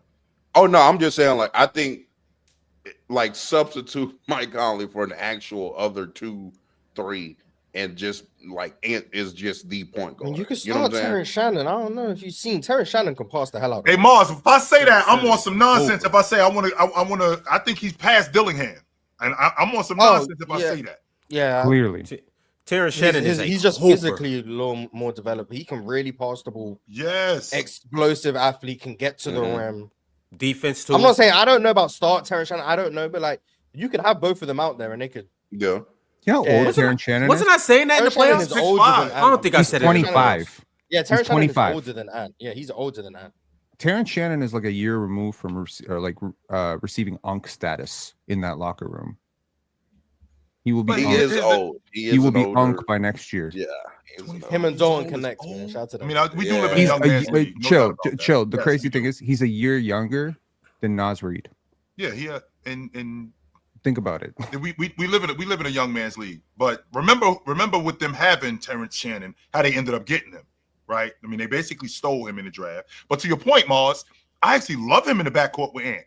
I do. I love those two guys in the backcourt. Bigger, 6'5", can handle it, is not afraid to shoot the basketball. Because the last thing that you want with your lead guard is a guy that's a liability as a scorer on offense. That's the last thing that you want. And this guy will definitely put the ball on the floor, and he will play in the mid-range. He will play at the long ball line. He will get to the rim also. I love those two guys in the backcourt. I just think that to counter your point, Mars, what you were talking about with the better two guards, I just think that when you're playing with a point guard and you're better off the basketball, I think that just enhances your game. Prime example would be how much you love Lonzo. Would you love him? I wanted the Timberwolves to get Lonzo. That was how much you love Lonzo was a prime example. Mars, if the Bulls have Lonzo, DeMar DeRozan gets to play off the ball more, and he's more effective. If the Bulls have Lonzo, Zach LaVine gets to play off the ball a little bit more, and he's more effective. But the fact that Lonzo wasn't there, now these dudes have to play on the ball more, and I think it enhances their weaknesses. That's not to say that this is 1987 and you got to play two guards like that. I agree with you. I'm not saying that at all. What I am saying, though, is I think that having a viable lead guard and you playing off the ball, I think that plays to your strengths. And I think Anthony Edwards is one of those players who, if he has a lead guard that's viable like that, I think that would play to his strength of him playing off the ball. And the reason why I feel like that, real talk, and the reason why I feel like that, real talk, is I feel like with his ability, if he learns this, Ron is so Josh. With his ability to cut to the rim, throwing lobs, fading, curl cuts, things like that. When he's coming off, when he's playing like that off the ball, I think that makes him even more complete. Because when he gets the ball, that just enhances his game. So you don't really know what to do with him. I ain't even talking about the defensive end. I'm talking about just on the offensive end. So I feel like if he played with a more viable point guard, to Mars' point, like Shannon, I think that he would be so much better. You know what else I think would really benefit Anthony Edwards? A post-up game, or at least going to. I thought you just factored that into the intermediate stuff. Like, I just wanted to be specific about it because he's a really strong guard. Like there's not many people at the position that can contend with him. You know, making body-to-body contact. Pause, but like. He can bump people out the way, get to an easier shot. How big is he? I think he needs to incorporate that into his game. How big is he legit? If you had just from watching him, legit, how big is he? And is a good 220, 225. He look like he about 6'4". 6'4", 220. Yeah, he like 6'4" and a half. You think he bigger than that? You think he bigger than that, Penn? I think he's bigger than 220, y'all. Like, I mean, I'd say 225, 230. That's why that's eyeballing it. But like, but I think he looked. It's weird coming from me. Ironic. He looked doughier when he came in. He was doughier, Mars. He had that baby fat on him. So I don't know if and I don't know what he was listed at when he came in, but like he's leaned up, but got stronger. So I don't know what his weight looks like in terms of what he came in at, but like he looks in better shape now. But I don't know if that means he's lost weight or it's just been translated into something transferred. Transferred. So I don't know, fat but it's weird because I don't know if I can think of someone who developed all the counters before they had the shot making. Does that make sense? Like he has so many counters in the post or in the intermediate game. Yeah. But then he just don't be going in that much. Like he's got a lot of counters in the mid range, and then he shoots like 37% from mid range. So it's like I haven't really seen someone have the counters before the shot making. But that leads to optimism that if you have already the ability to read a defense and counter it, the shot making should come along. It's probably harder to develop counters than to develop shooting touch, especially considering how well he shot the three. I think everything I agree with Real Talk. I think those are areas to address. I do think they're harder to improve on. I think Ant averaged like 27 last year. Ant could average damn near 30 if he just ran the floor harder in transition. Like, they should be a much better transition. Like that's not even a skill set. Like, I'm saying away from the skill set stuff. I agree with Real Talk on the skill set stuff. I've been calling for an intermediate game and a post game from Ant for a while. I do think he added the floater somewhat. He's a lot improved from where he was a year ago. But if Anthony Edwards just ran the floor hard in transition, there's an extra 2 points on the table right there every game. Like just and that pushed alone it too. Would get him to Every time he gets it, just put on some D-Wade shit. I get this ball, that would get him and to y'all 30 better right there. y'all better build a wall because I'm coming directly to the rim, straight at the rim. That's what I Like, get. so, like, away from skill set, like, it's that simple. Just run the floor hard, whether that's filling lanes or getting the ball off the rebound and going. He does that. That's 30 points right there, simply of just playing harder more consistently. Well, the one bucket, Mars, to your point, I mean, I think that's where the lead guard comes in. I mean, what did Jason Kidd say to J.R. Smith? I'm gonna get you 6 points just running. You just run. I'm gonna get you 6 points. And I think this goes back to my original point about when Ron was talking about them as a transition team. They got some good athletes, and they should be better in transition. And I think Anthony Edwards, just to your point, as a runner, just getting out and filling lanes, he should be a much better transition player. That's why I loved Mike Conley coming over there as opposed to having D'Angelo Russell, because I don't think he passed that well in transition. I was like, is he in good enough shape to do that? Anthony Edwards? He's in great shape. Yes. It don't look like he don't be getting tired, y'all. That's why I don't know. Like, I mean, he said it himself when they got into the conference finals the first time he was tired. So I don't know. Heavier than y'all are giving him credit for. I mean, he came into the league at about 227, and he was a little bit doughy, as you say, right? Combine, he was 225. So right. So he came in around that, and now he's still huge, but he's a lot more toned up. It's not that muscle weighs more than fat; it's just muscle is a lot more dense than fat. So if you're the same size and you're built versus the same size and you kind of chubby, the guy who's built is going to weigh a lot more. And you can see it with like guys like LeBron, Scotty Barnes. Like, you think they're like 230, but they're like 250 plus. You know what I mean? So I think Ant might be closer to like 235 right now. And he's got a low center of gravity, and he can bump guys out of the way. I think he just needs to learn how to, dissect the game a little bit better. But to the point of like what would take him to the next level as a playoff player, because I really don't care about his effort as much in the regular season, because I think they're pretty good and they're going to make the playoffs pretty much on like the talent on that roster alone. But in the playoffs, I think you need that mid-range, and you need to process the game a little bit better, right? I know the defensive aggression is going to go up in the playoffs, the attention to detail, the scouting report, all the stuff that isn't there in the regular season with him is probably going to be there in the playoffs. But can we get a counter in the mid-range when teams run you off the line, so you don't have like this sort of two-level scorer who struggles on that middle level, right? And can you start your offense in different places? And how well can you deal with a soft triple or a double? Because I have a feeling, and this is just me, I don't know how good Rudy Gobert is going to be this year. I really don't. He's hitting that age where you're saying regression? The regression is definitely. He already regressed last year. He's regressed already, but I'm wondering at what point. He regressed this summer. Y'all didn't see that? He wasn't there. What happened this summer? On top of his head, it's not. Yeah. Oh, he lost some. Oh man, that's gonna make him more aerodynamic. That's how you age well. He's just taking the MJ approach. You know what I'm saying? Absolutely. Don't cling on to scraps. What's the Rudy Gobert post game this year? I'm looking at you, Kevin Durant. Like, stop. Just let it go. Speaking of Kate, you know what? Yeah, but I'm saying like Rudy Gobert carries a lot. Timeline run. That's all. We don't got to do this today. Real talk. Oh, you was hating on KD yesterday. You said. You can proceed, Pen, because like I just think Rudy Gobert carries so much weight of the team success in the regular season. Playoffs, not exactly the same situation, but in the regular season, having a defensive center who is really one of one in the NBA, or one of two at this point with Wemby and maybe Evan Mobley, like one of the best rim protectors, is going to get you like a lot of wins in the regular season, because other teams are just not going to be able to score as efficiently. But I think that regression happens for every big, and it happens at different stages. Some players are able to hold on till 35, 36, and then the cliff starts to come. Guys like Dikembe Mutombo, Alonzo Mourning. This archetype never ages well past 35. It just doesn't. Like Alonzo had extenuating circumstances. That's fair. Dikembe Mutombo.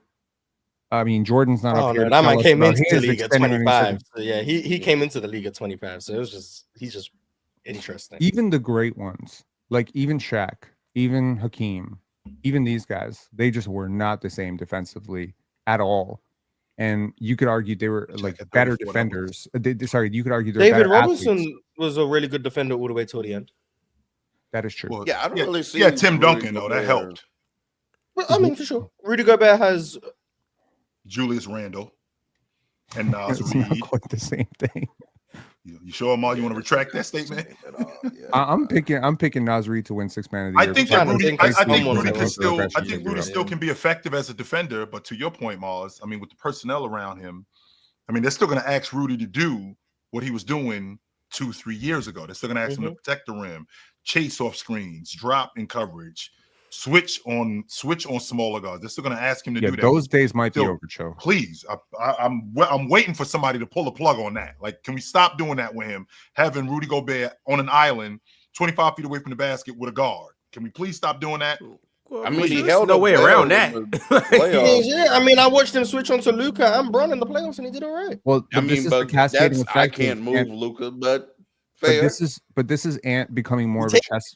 But Anthony Edwards being more of a chess player defensively, right? Just upping the IQ will help that, because the more he navigates screens better, the less there's like a downstream effect now. Julius Randle's not a great defender. Rudy Gobert is a great defender. So he's able to cover up a lot of the messes that are created by everybody else around him. Jaden McDaniels is a great defender. You got good defenders across the roster. But if you tell me that Rob Dillingham is going to be a rotation player this year, now we got another negative defender. There's only so many negative defenders you can sustain. Anthony Edwards cannot be one of them.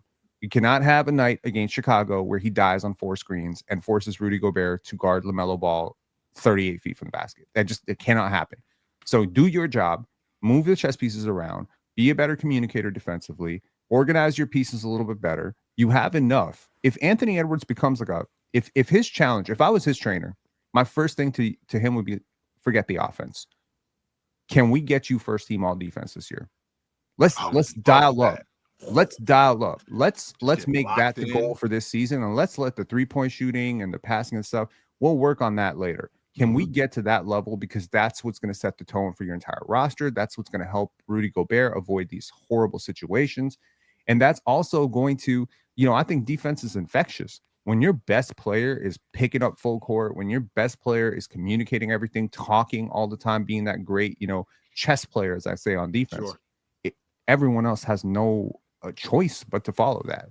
But this conversation was about like, what does he have to do to get into Shea Luka convos?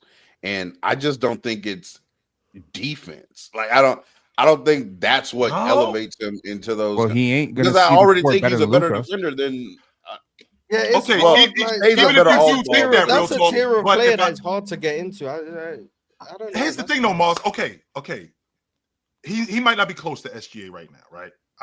And I don't think he is, to be honest with you. And it's the same thing with Luka. I think that the gap is getting closer. Let me rephrase that. I think that the gap has shortened a little bit. However, if he becomes to what Penn says, if he gets better on the offensive end, being off the ball, and he becomes an elite defender, so if he is first, second team all defense and playing at that level consistently, plus giving you 26, 27, we having a way different conversation about Anthony Edwards. Way different. I mean, yeah, if he is first team all defense, even if he's second team. Yeah. Well, yeah, true. To your point, Ron, even if he is, that, yeah. I mean, but that's if such it's an the ask deserved for the number one offensive player.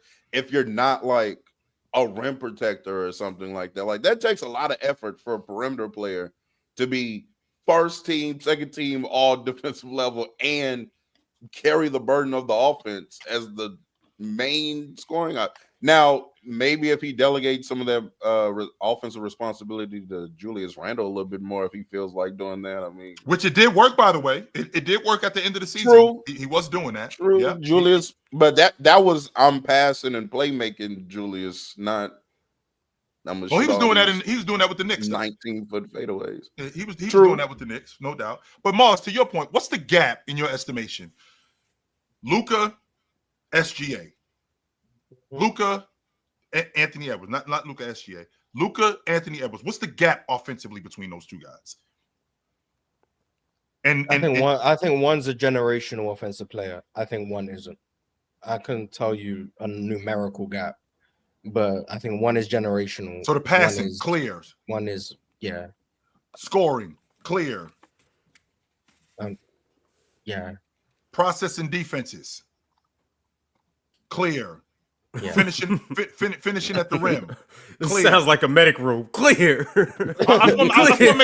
This is where I'm going with this, guys. The reason why I'm asking these questions, because at least I can find out how we can close this gap, right? I'm not saying that a guy is going to completely surpass a guy, because I think to counter Real Talk's point, I think that if I can close the gap offensively and clear these guys defensively, I think that I think that I could get to that level. So to Mars's point, so where were we? Processing defense. You think he clears him?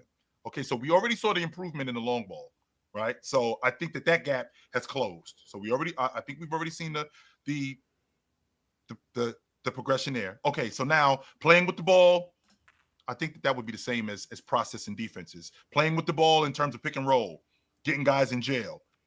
Does he clear him? Luka? Yes. Yeah. Luka might be the best pick and roll player in the NBA. Okay, so there's clearly a gap, a significant gap between. Yeah, I don't think Ant ever be as good as Luka offensively. If Ant's ever as good as Luka offensively, he might be the best player in Wemby. But like, not shade. I'm better than Luka offensively. He might be the best. And I don't think that. See, and here's what I'm saying, Moss. And Real Talk, I want to make sure that I'm clear on this. I don't think that he could get to that level in terms of being better than him, but I think that I can close the gap. That's what. That's what I would say, right there. Why has LaMelo got a down error? Because I think he's getting worse. Oh, yeah. We're at that speed now. As far as getting worse. Now, as far as SGA, is the gap closer with SGA? Pin, you want me to do that with the panelists? No. Everybody that regularly comes on the panel. No, I got it right here. If you want me Ron, you're disgusting. I don't know. It's like. The avenue I got an up arrow next to me. The avenue for Ant to be better than SGA, I guess, seems more attainable because stylistically they're more comparable. Mm-hmm. So like I could just see it more directly. Whereas with Luka, it's like I'm looking at this generational offensive player who, although is not a very good defender, I'm gonna favor the generational offense more often than not when it comes from two guards.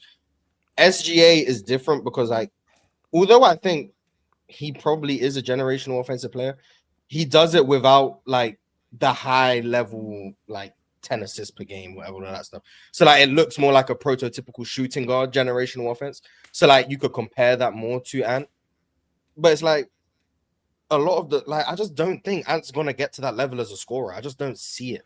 But I didn't see Ant being this good ever, let alone by year 4 or year 5, whatever he was just in. So like I've been wrong on Ant pretty much his whole development cycle. Mm-hmm. I wasn't that high on him as a prospect. After his first year, I think I had LaMelo as my rookie of the year, and I think LaMelo did win it. But did LaMelo win it? Yeah. So like, and I had LaMelo. LaMelo won it, and I had LaMelo as my number 1 pick in that draft. Like I wasn't as high on Ant just as a prospect. Then after his rookie year, I was like, oh yeah, he's cool, but I still wasn't the highest on Ant. And then year 2 comes along, and then he gets better. And then year 3 comes along, and it's like, oh my god, okay, and it's really good. And even then, I was like, I think Donovan Mitchell and Devin Booker are better than Ant. And then even last year, I was like, I think Devin Booker's better than Ant. This year is like the first year. So I've been late to the party on the Anthony Edwards stuff for a long time. This year is the first year I've thought Anthony Edwards is the best 2 guard in the league. Sounds like he's opening. So like maybe it's something, I don't know, maybe it's something I subconsciously have against Ant's play style or just him in general that leads to me being later than everyone else's to where they are on Ant. Some people have been saying Ant's the best 2 guard in the league since like 2023 or 2024. Which is kind of crazy considering so I've just been behind. I haven't seen it. Which is interesting to you, Mars. Which is interesting with you, Mars, because you love the uber athletic wing and the uber athletic 2 guard. You love him. That's one of my favorite archetypes. Yeah. So it's surprising. I haven't seen it to the same degree. Maybe it's the regular season stuff. Like, do you like France more than Ant? Do I prefer France to Ant? Mm-hmm.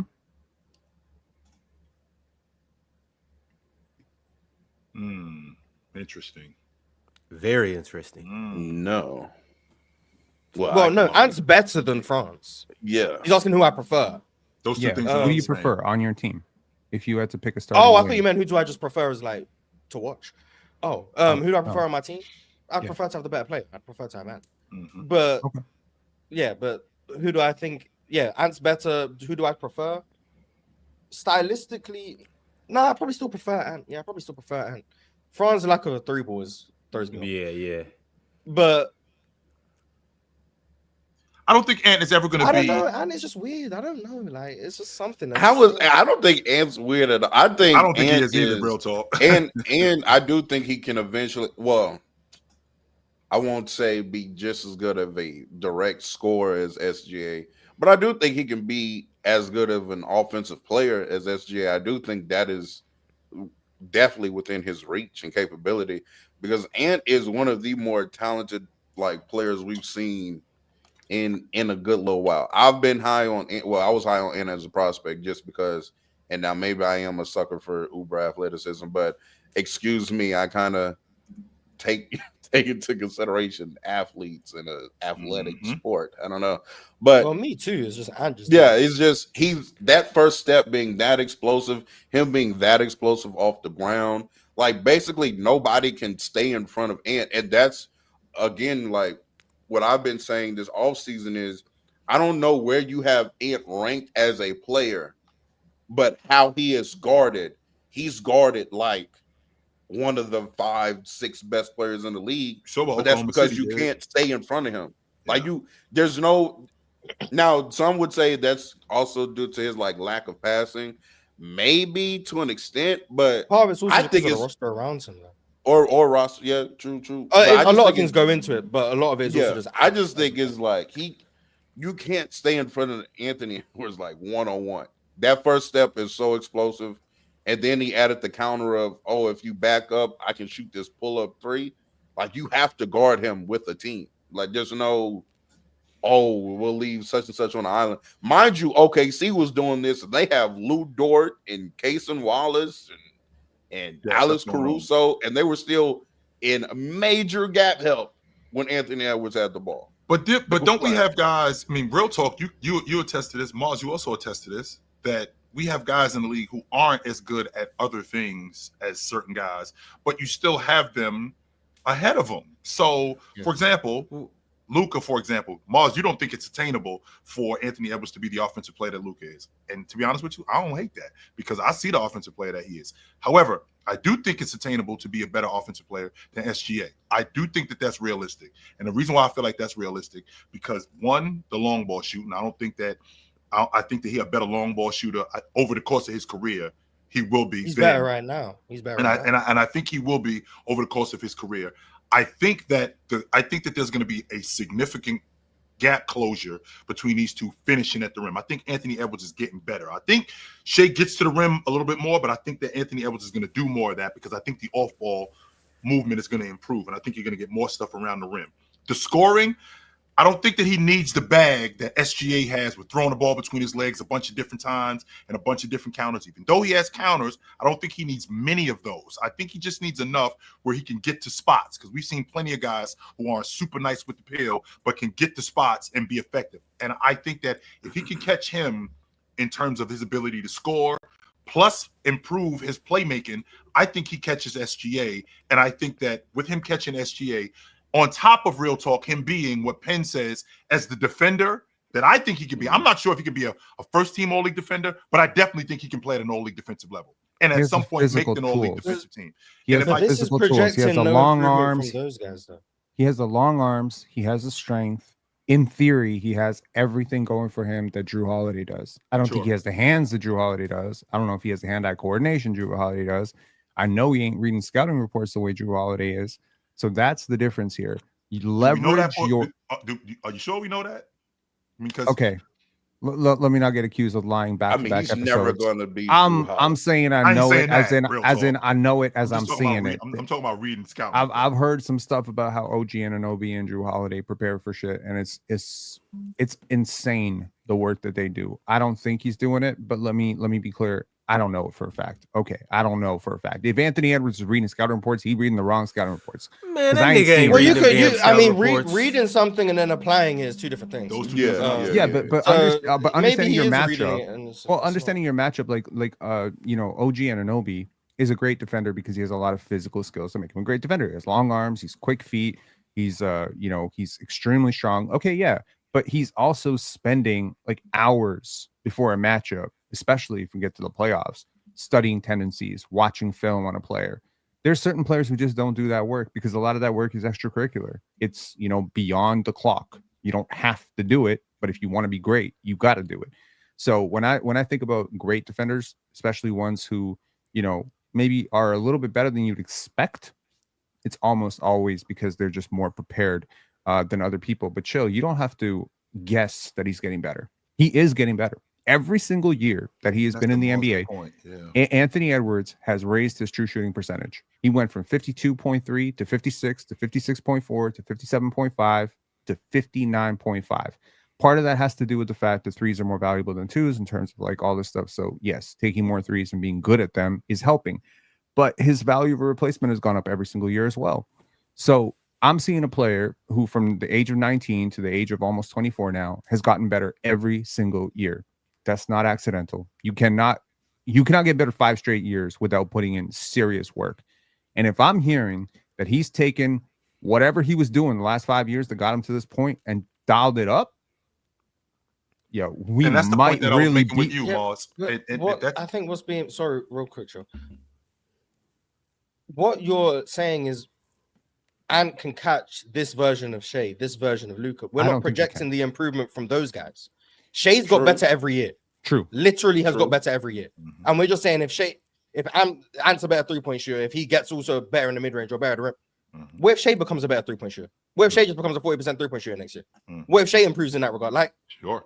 Shea is someone to Penn's point, his true shooting has gone up, I'm pretty sure, every year, bar 2022, the year he shot like 30% from 3. But like every year from his rookie year to now, his true shooting has gone up. I think his box plus minus has gone up all of those years as well. Like Shea gets better year after year. And not to mention the level he's got to this year, statistically, advanced analytics wise, I'm not sure. You don't have to agree with it. The advanced analytics paint this as one of the historic seasons ever. It is. Mm-hmm. Is Ant going to get to that level, advanced analytics wise? I understand there's more to the game than that. I'm just saying to paint the picture.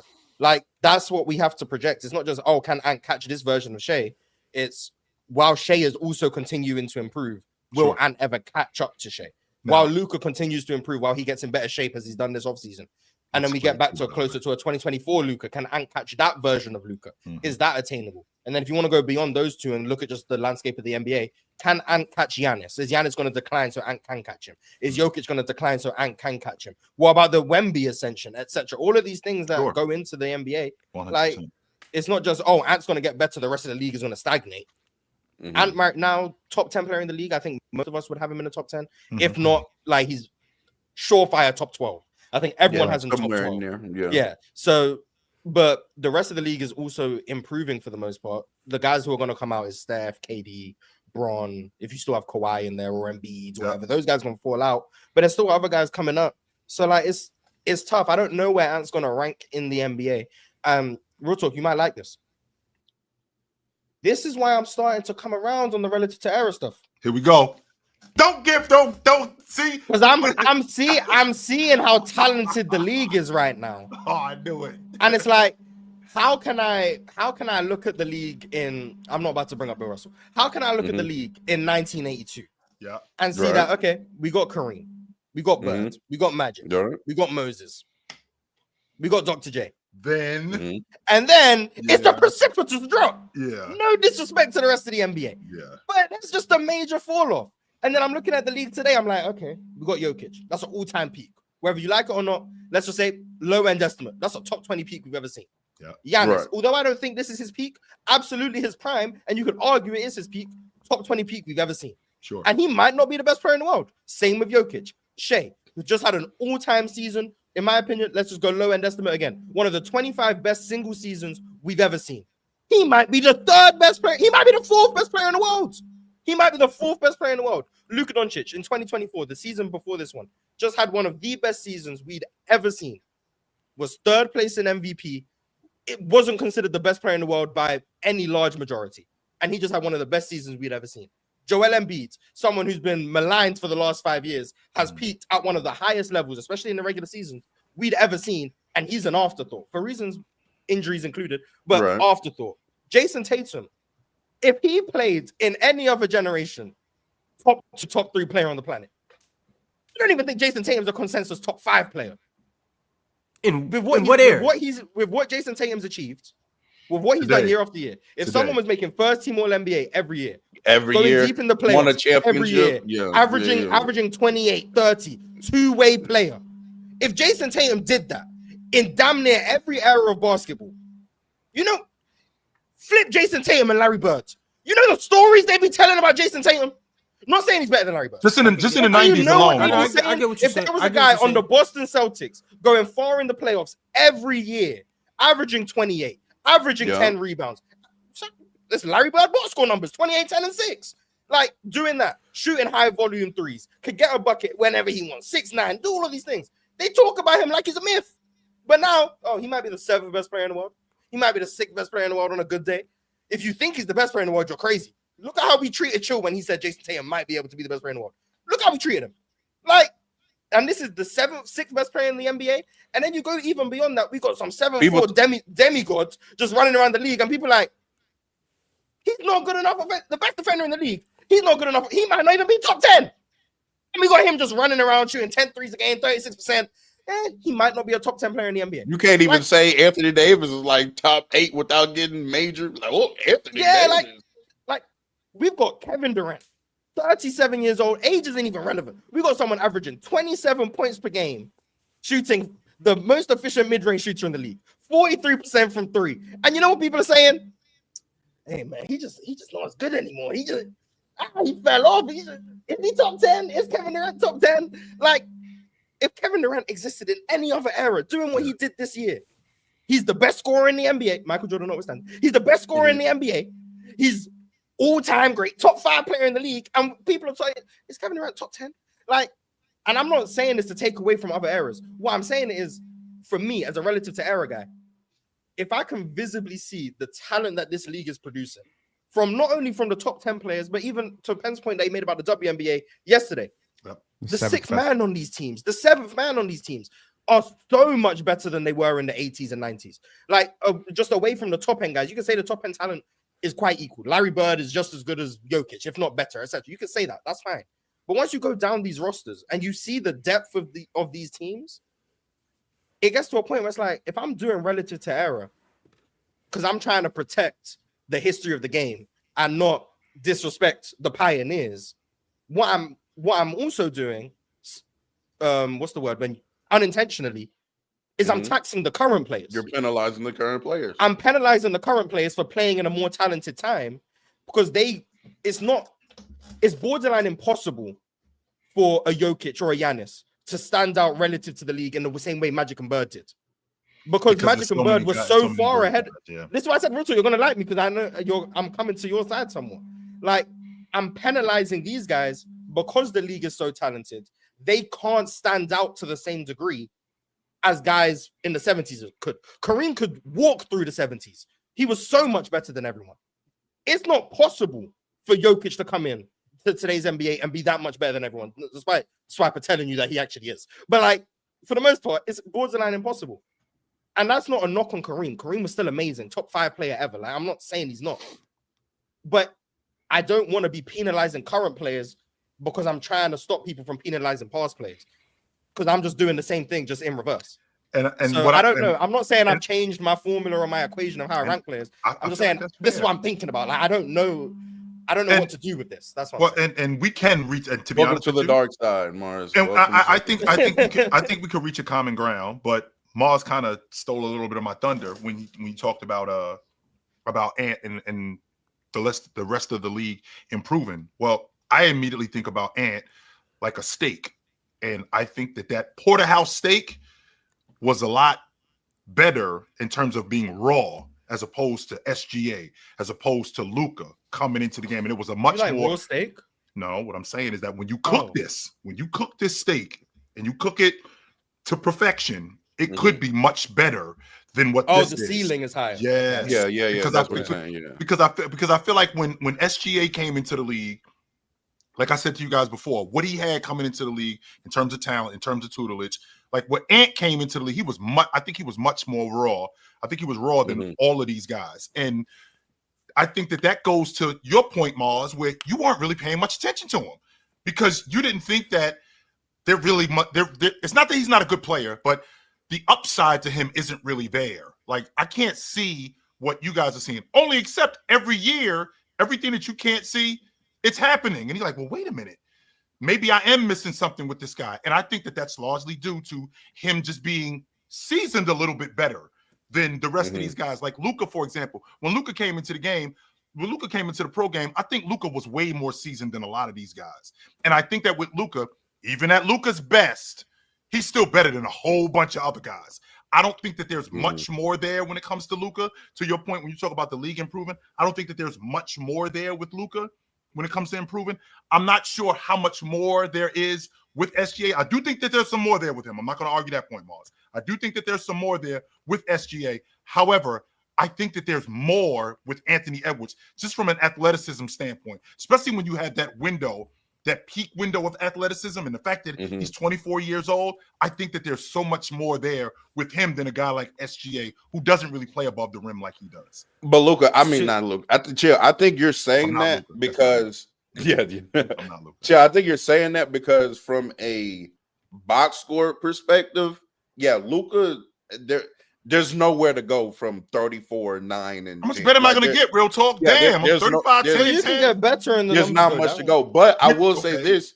I will say this though, Chill. I remember when we used to you used to say that about Luka like 2 or 3 years ago, and he's now a substantially better 3-point shooter like since then. Even though he was even 2-3 years ago still like 32, 8, Shot and 8. selection has changed. I don't think Yes. Luka or SGA at this point, it's not going to like their progression isn't going to translate into a box score like as clearly, I think, as Ants can right now. But like I do think like Luka can be better as an off-ball player, right? That he can expand his game that way. Luka could maybe play out the post a little bit more. SGA maybe can expand as an off player, stuff like that. Or Luka can be a better defensive player. You know what I'm saying? Like there are areas that they can improve in. Sure. It's just not going to be like from a statistical standpoint. There's nowhere to go from 34. And like, I don't. And to your point, real talk, I don't. I want to take the box. Let's take the box score out and let's look at these guys as players. And to my point, when I look at Anthony Edwards as an off-ball player, as a 2-guard, which is essentially what a 2-guard is, playing off-ball. Like Luka doesn't really play off the ball as much throughout the course of his career. Even when he was in the Euro League, he didn't do that. Yeah. Okay, so me being a 2-guard. Okay, I got to learn to be better off the ball. I already know how to play off the ball anyway. I just got to learn how to be better than that. That's like Luka already playing on the ball and being a point guard. I got to learn how to be a better passer. Well, Anthony Edwards is never going to catch him in that aspect because I've already been doing that anyway. Well, with Anthony Edwards as a defender, okay, well, I'm modeling my game at the other great defenders in the league in terms of defense. Okay, well, Luka's never really been a defender. And if I can be a better defender and play at an all-league defensive level, that makes my game enhanced. Let's take the, like I just said, real talk, let's take the numbers off the table because Luka could be way more efficient. Like, how much better would Luka look? That 34-99, how much better would that look if that was like 29, 8, and 7 on less turnovers, better selection? Like, I think we'd be looking at Luka way different, right? Well, if I'm thinking about Anthony Edwards, that, Mars, to your point, that 30 a game. Well, Mars, what if that 30 was 26, but I'm shooting 40 at the long ball line, my true shooting is close to 60%, and I'm shooting 87% at the stripe, something like that. It looks way different, and I'm playing better off the ball. I'm taking better care of the basketball. I look better cutting to the ball. Not only do I look better cutting to the ball, I'm way more efficient as a distributor when I'm cutting to the rim, and I'm getting more guys involved. That looks way different. So I feel like with Anthony Edwards, to my point about steak, I feel like he's that porterhouse that we still seasoning. We ain't there yet, though. Well, I want to say this about the whole Ant thing. We've talked about the gaps between him, Luka, and SGA, and I'm not going to say whether I think that he'll get there to those guys' level, but I do want to say that Ant's thing shouldn't be, once again, comparing himself to SGA and Luka, because he's not gonna eat the way that they eat. His game's not methodical. He's not going to eat in the pick and roll like that. He's not going to put people in jail. That's just not his game. Ant needs to, if Ant wants to take his game to the next level, to me, and this is in my humble opinion, I believe that he needs to double down on his talents. He needs to double down on his superpowers. And that is what we spoke on earlier. Ant, you are 6'4", 225. You are built like a like you're built like something different. A linebacker. Ant needs to and run like predicate a wide his receiver, game. by the way. Right. And so he needs to predicate his game on, like, yes, he has skills, but Ant should be getting, to Mars's point, he should be getting 8 fast break points a game. Ant should be getting to the hoop a little bit more. Ant should be getting to the free throw line a little bit more. Like, if Ant, like, these are superpowers that Luka doesn't have the luxury of leaning on. SJ doesn't have the luxury of being that strong, that athletic, that fast. I believe that Ant should be getting a lot more D-Wade buckets where I'm literally just willing myself to the hoop, willing myself and ones and things like that. That's things that Ant can rely on that these other guys can't. So once again, like, yes, he shoots better than probably all these guys that we've named from the 3-point line. Mm-hmm. And he, you know, he does things that very well, and he's very skilled. But it's just how freakishly athletic he is. He's leaving a lot on the table by not just maximizing that athleticism. So you want to see him play and stuff like that, like Dwayne Wade, but I mean, because that's a comp he gets a lot because of the build. Do you want to substitute the? Oh, he should get so much better as a mid-range pull-up shooter with just more attempts at the basket. Like, just get to the line more, get to the basket more. D-Wade was just so much smarter. No offense. I don't mean that to be disrespectful, but D-Wade was processing the game at a completely different level. And also doesn't move like Dwayne Wade. Yeah, that's no disrespect to Ant either. Freak athlete, but Dwayne Wade was... I'm more so just saying for you guys, and for sure. So you need, and this is actually gonna be my other point too. So they're gonna box Ant up. He's not just because he can blow by one defender doesn't mean he's gonna be able to get by the second line of defense and the third line of defense. He's gonna need to add more to his game in terms of counters. So, like, Chill, you were saying you don't think he'll ever have the counters that SGA has. That's the one thing that he damn near needs to add is when I blow by the first defender, how do I maneuver past the second defender and be able to finish? How do I, when I get cut off, go behind my back and then spin through the double team? Things like that. But he, to me, he got it. Not crazy. No, it's crazy, but that's shit that Kobe was doing. I mean, that's some D-Wade shit. That's D-Wade. But that's also what SGA does too, though. Like, just things like that, in and out that second defender and go finish around him. He has to figure that out. Because once again, he is unstoppable to the hoop if he can just get that secondary move in his game. And it's not just a straight line drive, because you're not going to be able to just eat off straight line drives regardless of how athletic you are. If Ant can add that secondary and tertiary move into his game, it's nothing nobody will be able to do with him. There's that damn tertiary word again. That damn tertiary word. Respect tertiary, man. Oh, you know, Ant does have a really good, like, the change of pace. I was just about to bring it. Yeah, he's added that, but like the second. Yeah. Like, there's a level of agility required to be able to, like, slow down and then change the. And that's why I was doing my D-Wade slipper. Yeah. Like, he just doesn't have the, like, Rose had that. Like, he doesn't have that type of movement. And part of it is he is 6'4", 230, whatever he is. Like, the strength that comes with that, there's flaws that lead to. He can't change directions the way Dwayne Wade could. He can't change directions the way Derrick Rose could. But what he can do is he can get by you and you can't get back in front of him. Because he's so strong, he can command his space in a way that kind of like Russell Westbrook could do. Like, Ant as a driver is like Russell Westbrook, but he's added the change of pace that Russell Westbrook didn't. But he's more Russ than he is Derrick Rose. Does that make sense? Or D-Wade, yeah, for sure. Yeah, like, but he's more. And also, though, like, you're saying like Ant can't move like that because he's 6'4", 230, when in fact, like, D-Wade was like 225. I don't think people really understand like how special of an athlete Dwayne Wade was, because he's not as, like, he doesn't have the vertical pop as a lot of the people that we consider very special athletes. But his ability, Dwayne Wade didn't have vertical pop. No, he didn't have. I'm saying to the extent of like he wasn't LeBron. 44. He wasn't Michael Jordan off the ground. He didn't. His vertical wasn't. He didn't. I don't know what his vertical was. I just seen how effective it was. I just seen Dwayne Wade dunking over everybody. I seen Dwayne Wade finishing over everybody. Yeah. Dwayne Wade, A+ tier athlete. S tier is for sure. Like, yeah, that's what I'm saying. Yeah, he's an A+ tier athlete, but I don't think he gets that respect because when people look at athleticism, it's probably just going to be speed plus vertical. Yeah. And although Dwayne Wade had the speed, his vertical wasn't LeBron James at 6'9". It wasn't that, so he doesn't get that same respect. But everything else when it comes to athleticism, Dwayne Wade had that in spades, and it's something you can't account for. Like you can't just be like, "Oh, Ant's a crazy athlete. Be more like Dwayne Wade." Like it doesn't work. Shaden Sharp, crazy leaper, exactly. Be like Dwayne Wade. Like if Shaden Sharp can move like Dwayne Wade, he probably would. He just can't. Like he just doesn't have the facilities to do that, despite how high he can jump. Dwayne Wade was like a perfect mix of athleticism. And it's unfortunate his knees gave out like even before like, his career even started. But like Dwayne Wade was different, man. Like, if you guys think better than Dwayne Wade, that's incredible. Like, I can't foresee that. Like Dwayne Wade was different.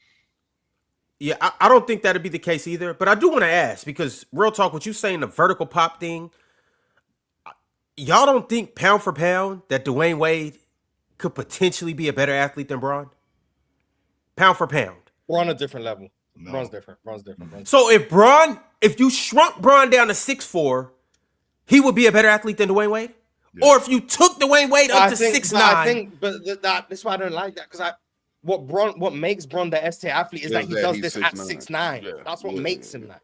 He runs that fast at 6'9". He jumps that high at 6'9". But he said pound for pound. He moves that well at 6'9". Like I can't be like, oh well, if you just make him smaller, well that takes away from what makes him that special of an athlete. Like it's not. You get what I'm saying? Yeah, I do. I get what you're saying. If Dwayne Wade, Bron was like the. It's like, oh, if Wilt was 6'2", it's like. But what makes Wilt so outlandish is that Wilt was 7'1", apparently jumping 50 inches. But a 6'2" guy doing it is like, oh, it's crazy, but it's not the same. But that's the same thing with D Wade. He's the greatest player of all time. Yeah, if Dwayne Wade was 6'9" and maintained that athleticism, he'd have Bron level athleticism. But the reason that makes Bron so different is because when you get taller, you don't normally maintain that level of athleticism. Yeah, for sure. Like, but I get what you're saying, Martin. That's why I said pound for pound. And the main reason why I'm saying this is because what Dwayne Wade was able to do at 6'4", the shot blocking, the dunking on people, the bullying people. Like Dwayne Wade, like his criticism is that he couldn't shoot. Mm-hmm. Which means he did he didn't do everything, obviously, but like the bulk of his production came in the paint. Like Dwayne Wade was, for the lack of better terms, thugging. Like Dwayne Wade was putting centers in the trunk. Chill, like big body and legit centers, dunking on people off vert. And so like what he did was like for a 6'4" athlete was incredible. The speed he was moving at. So I'm just saying, pound for pound, I believe Dwayne Wade is. I think you took me saying maybe even a top 10 athlete all time. I think you took me saying the vertical pop as like a. I just never heard anybody say. I just never heard anybody say that. Real talk. From what I can find, looking it up, D Wade's vertical is listed at 35. No way. That is a lie, Mars. I don't. You think it's higher than that? I had a 35-inch vertical. I don't believe that to be the case, but it's listed at 35. Ladies and gentlemen, that's true. But I think it's also fair to say it's not going to be 45. Ladies and gentlemen, I had a standing with no step, just standing, just jumping straight up, 36-inch vertical. I measured out at that. And it might have even got higher because that was in junior college. I was jumping higher. I should tell y'all, I was jumping higher when I went to my 4-year university and when I went overseas. The one time that I tested, I was at 36. I promise you, I was jumping nowhere close to like Dwayne Wade. Dwayne Wade bare minimum was 42. I'm not lying. Bare minimum was 42. Bare minimum. I'm telling you. Bare minimum. What's Shaden Sharp's vertical? Like 43, 44? Yeah, around there. Vince, I think I've heard rumors as high as 46, 47.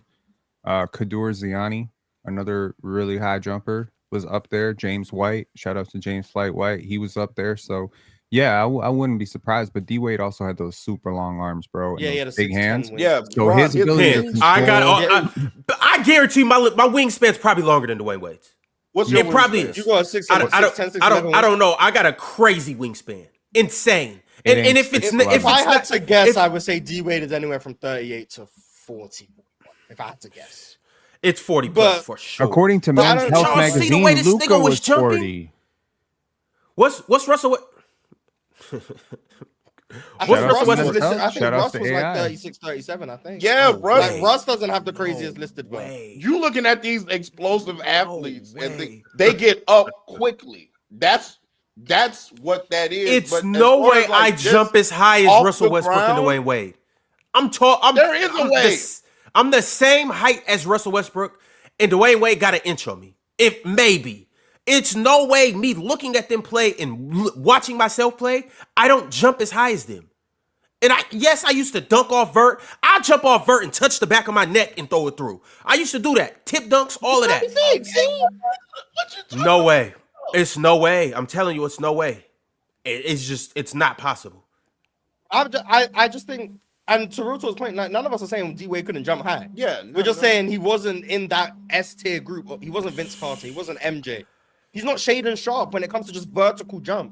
He's not. And that's not a knock on Dwayne Wade. He's still at A plus. Yeah, I think both me and Ruto would everywhere. I think both me and Ruto would have D Wade as one of the 10 best athletes in and around there in NBA history. Like, we both view him that highly. I think he's a better athlete than Kobe ever was. As someone who measured with a 26-inch vertical and a pathetic 26-inch vertical who could barely jump over some phone booths, I have a question for people who have jumped high, like Ron and Chill. I can answer. Yeah. Mm-hmm. And Mars Talk Sports. My bad. How do you define the ability to stay in the air? Because I knew a dude who had about a 32-inch vert, but try to stop one of his layups. Bro was doing shit every which way. 32 inches didn't feel like 32 inches. And then there's certain guys who are like jumping 40 inches, right? Mars, grow the hell up, bro. I'm still following you, Penn. Keep going, Penn. Great. I'm still with you. But there's some guys who like they are like 40-inch vertical jumpers. They go up real quick, come down real quick, right? Continuing on, Mars, bro. Focus, Mars. We're with you. We're with you. So it's called like, hang time. The hang time, right? That's all it's called. That's one thing. Number two is, yeah, Ron might have a 36-inch vert, and D Wade might have a 38-inch vert, but one of these two guys is getting up way faster. One. Two, I would assume that when they do get into the air, one of them has a much better ability to absorb contact than the other person. So there's so much more that goes into this than simply reading out someone's vert. Like, sure, you got a 42-inch vert. Use it on a basketball court. Use it when you're dead tired in the fourth quarter, right? Use it to get an offensive rebound, come down, miss the offensive rebound, go back up, and let's see how high your vert is on that second jump. There's so many things that go into jumping. That's why, like, I talk to a lot of trainers who train athletes and stuff, and they be telling me, like, this guy's the best athlete I ever trained. Be like, what's his vert? 37 inches. This shit doesn't matter that much, man. It's how you use it. Yeah, it's functional athleticism, not just raw athleticism. Absolutely, yeah. They say that a lot about like football too. I hear this a lot about like track speed and football speed. Like, yeah, you can be fast on the track, but that doesn't mean you're gonna be as fast out here on this football. Yeah. You know what I'm saying? Absolutely. So it's just about functional athleticism. And D Wade is one of the most functional athletes on the basketball court I've ever seen in my life. I don't think it's functional if you athleticism take anything, when I think of Dwayne Wade. I see freak athlete. If you take yes, it's functional. Yes, it's functional athlete. Yes. If you take anything away from what I just said, it is that it doesn't matter how many inches you have; it's how you use it. Right? That was the moral of the story. That's the whole moral of the everybody story. in the chat, take notes. We all need to know that. Notes. And to you dudes in the chat, just so you know, that's me at 16 years old. Damn, D Wade. Notice this in black and white, chat. Notice this in black and white. That's me. Black and white pig is crazy. Yeah, notice this in black and white, chat. That means there was no 3-point line. You know there was no. Hold on, chill. Lift it up, chill. Lift it up, so we can see the bottom. I want to see how far you are off the floor. Well, you don't there's no 3-point line on that court. I can guarantee. Me at 16 years old. I just want to put that out there. So if you was asking what my vert was, that's I got me. a picture like that with one of those little tight, like those little tight boots. I got a picture just like that. Chill. I put my arm in the rim. That's about 1958. Bill Russell's rookie year, something like that. All right, y'all. We're going to go ahead and change gears. Salute to everybody that has liked the video. Salute to everybody that's in here and has subscribed and became a member. Shout out to everybody on Twitter, Facebook, all the other platforms. Make sure you are following Player's Choice across all the networks that we are on. Also, later tonight, in case you missed Swiper, which I doubt that you did, but if you did miss Swiper, you could catch him tonight on the Press Box. They will be talking about what's going on in the NFL, what's going on heading into week 3, all of that good stuff. Apparently, Joe Burrow is out for an extended amount of time. They will be diving into why the Cincinnati Bengals are cursed. 8:30 p.m. Eastern tonight. Make sure you tap in. Also, tomorrow night, we'll be on playback, turning the clock back, Throwback Thursday. I'll be there, Chilla be there, Mars, maybe, Pin, maybe. You never know. You just got to pull up to see who's going to be there, and you got to pull up to see what game we're watching. We won't announce it until you pull up and turn on your screen, and you'll see exactly who we are watching. So shout out to the Hall of Famers because they'll be picking the game that we're watching this week. But fellas, I want to transition into a couple games that happened last night. My man 206 Nate said the Storm game was fire. Shout out to Dom and NECA for clamping Asia's big ass. Skyler was nails down the stretch. I think Ezzy deserves some credit there. Ezzy was great. Why you adding words? Is this light it up? Run to start. Did y'all just steal Sacramento's whole thing? Yes, they did. Like the city. I Yes. told you, Seattle stink. I told you. They like the beam. We like the city. Yeah, but like that was an epic collapse, yo. You know what I'm saying? Like, that was a collapse. Let's call it what it is. Let's not lie to the people. That was a collapse of epic proportions. Okay, that was clutch time, shot making from Skylar Diggins. That was an amazing game from a 19-year-old rookie showing out, doing a great job on arguably one of the best players of all time. And that was also a collapse. That was a choke job. I felt like coming up here and doing that Reggie Miller thing, right? You got a 12-point lead with 7 minutes to go. You're on the road. You tighten up because you're about to close out, and then you can't buy a shot. Asia Wilson goes 6 for 11 from the free throw line. If you ever tell me that 50, 40, 90 doesn't mean shit, I want to hear an explanation on that because that 90%. Oh, I can give you the explanation because he's talking to me because I'm the one who said it's overrated. Obviously. The reason I think it's overrated, and I actually left a comment under that reply. I actually wasn't talking to you, but now I just realized that I am talking to you. The 90% actually did mean something to me. I said the 90% is impressive. I left that in a reply somewhere. The reason 50, 40, 90 is an overrated feat to me, and we can get back to the WNBA. It actively penalizes high volume 3-point shooters. That's the reason. It actively penalizes them. If you're gonna talk about guys who are 50, 40, 90, what you're unintentionally doing is saying that shooting a lot of threes is bad. Because if you shoot 10, 12 threes a game, that's why 2016 Steph is the outlier among all outlier 50, 40, 90 seasons. And in my opinion, by far the most impressive 50, 40, 90 season that's ever happened is 2016 Steph. Because if you are shooting double-digit threes a game, it's borderline impossible because considering 40% from 3 is elite.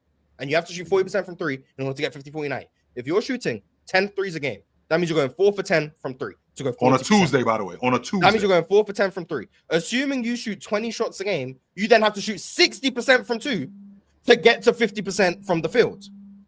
That means you are holding them to go 50, 40, 90 to a higher 2-point percentage bar than someone who only shoots 2 threes a game. It's not unfair, but when we're talking about efficiency, the gold standard for efficiency, it shouldn't be to take less threes in order to achieve it. That's counterintuitive to me. So that's why I say 50, 40, 90 is an overrated feat because it punishes high volume 3-point shooters. Reference, James Harden, 2019, shot 13 threes a game. Yep. He was never going to get close to 50% from the field. He was never going to get close. But if you look at it from a true shooting perspective, I'm not saying true shooting is perfect. James Harden's true shooting in 2019 was higher than Kyrie's in 2021 when Kyrie was 50, 40, 90. That's not me saying Kyrie was less efficient than James Harden. But what it is saying is 50, 40, 90 should not be the gold standard for efficiency when you understand that someone shooting all of those threes is practically impossible to go 50% from the field. That does not make them less efficient. That's why I think it's overrated, because you can't just be like, well, Larry Bird is 50, 40, 90, and then insert whatever player you want today isn't. When Larry Bird was shooting 2.5 threes a game. Like, that's just, it's not comparable in the slightest. Larry Bird could shoot 52% from 2 and go 50, 40, 90. Meanwhile, Kevin Durant can shoot 57% from 2 and not be 50, 40, 90. Right. Like, it's not the same thing. So that's why I'm saying. Well, but the 90% is impressive no matter what, because free throws don't change throughout history. In the 50s all the way to today, you shoot 9% from the free throw line, you get my credit no matter what era, because free throws translate across all eras. Hey, Curry Threes, shot field goal percentage, shot 20 shots that year. 11 and he of shot them was 45% from 3. He shot 57% on 2s. And he only got to 50.2% or something. He was barely above 50%. And that's my point. Steph Curry shot he didn't even shoot 40%. Steph Curry shot 45% from 3. And you know what his field goal percentage was? 50.2. 50. And what did he shoot from? What did he shoot on 2s? Chill, you said what was his percentage on 2s? Almost 57%, 56.6. So almost 57% on 2s. And he barely scraped 50% from the field. Barely. That's my point about 50, 40, 90. That's why I think it's overrated.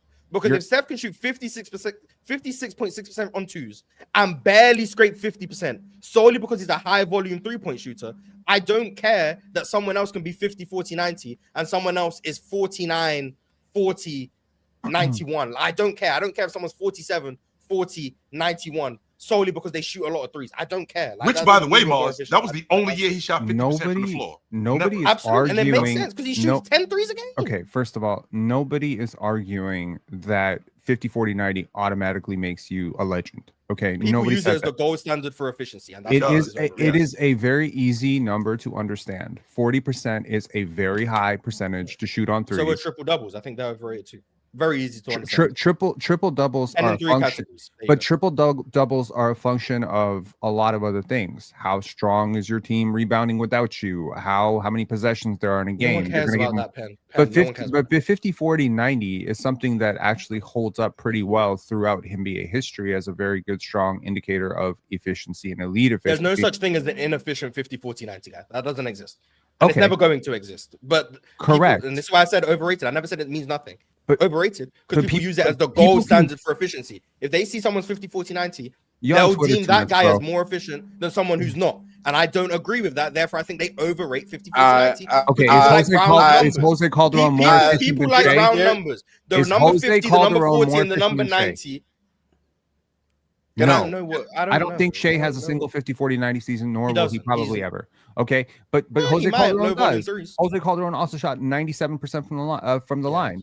We can acknowledge that's amazing without putting him into conversations that he doesn't belong in. The difference but here, when we're talking about Mars, efficiency, that's the only conversation I'm having. But when Mars, I say it's overrated. When the context of 50, 40, 90 right now is being talked about because of Nafisa Collier.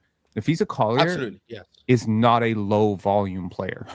She is a person who attempts 6 threes per 100 possessions. And oh, by the way, that 40.3% that she shot from 3 is up from 31% last year and 29.8% the previous year and 28.6% the previous year and 25.3%. Exactly. It is a steady year by year progression in a player who is now hitting an all-time peak as a player. Okay. And the reason that I say 50, 40, 90 is important is precisely to highlight that A'ja Wilson is a very good free throw shooter, but last night she left some points on the board. And she gets to the line a lot, and that's a huge value that she adds. Her teammates went cold. I don't know where they go from here. Honestly, when I saw this game in game 1, Storm versus Aces, it didn't look like the Seattle Storm belonged in the same series, to be honest. They had and they don't. They still don't. Don't let Ron trick you into this. I'm not letting Ox isn't here, so I don't know what to think. Ox isn't here, so I don't know what to think. I don't know. Yeah, Ox ducking the smoke after the loss is very nasty. No. Hang on. You do not lose a game like that just by accident. And by the way, the Seattle Storm, in my opinion, and the reason I was so critical of them on that playback game we watched, is because I acknowledge the considerable talent they have. I just hate how it's organized. I hate how they're coached. I hate their shot selection. But last night, I felt very differently about it. And it's not just because they won. It's not because they came back. It's how they came back. And I think a lot of it was self-inflicted on the Vegas Aces part. But now the Vegas Aces have a few days to sort of chew on the fact that they really let this one go. Seriously, they let this go, and their star player didn't score in the final 7 minutes. Couldn't get. Why didn't she score? Nah, Penn. Don't say she was missing shots. Why didn't she score? We put that rookie on her ass. No, we put that rookie on her ass. Hey, and locked her up. Shout out Ezzy Magbador, Ezzy, I. And shout out to the best rookie in the WNBA. All right? Second best. Here you go. Just got best rookie big. Best rookie big. This game This game is on Asia Wilson. Like at the end of the day, like I'm sorry, you could not be that bad in the fourth, and then came like late fourth quarter. She was passive. Like she wasn't even like trying to score anymore. I was because you seen that dog in front of her. Real talk. You go into that yard next door or across the street where you see that dog roaming around, huh? No, you go jump in the waters. Hey, when you see them dog in the neighborhood, actually. When you see them shark fins in the water, you gonna jump in there? But she is the biggest shark, though, Ron. Exactly. Like, stop talking about her like she was just a good player. Shit. No, big dogs get their ass beat too. Yes, they do. And this series should already be over. 100%. This should be. This series should already be over. They're gonna go to Vegas. Shoulda, coulda, woulda. By 25 plus points. You think that? That's what's gonna happen. 25 points? I'm not betting the 25. I will bet an Aces dub though. Is that what you're shaking my hand on? That's too easy. Give me a point spread. Are you shaking my hand on the dub straight up? Yes. Oh, Ron. What you want to do? 40? Can I get 20? On some of this? Little 20.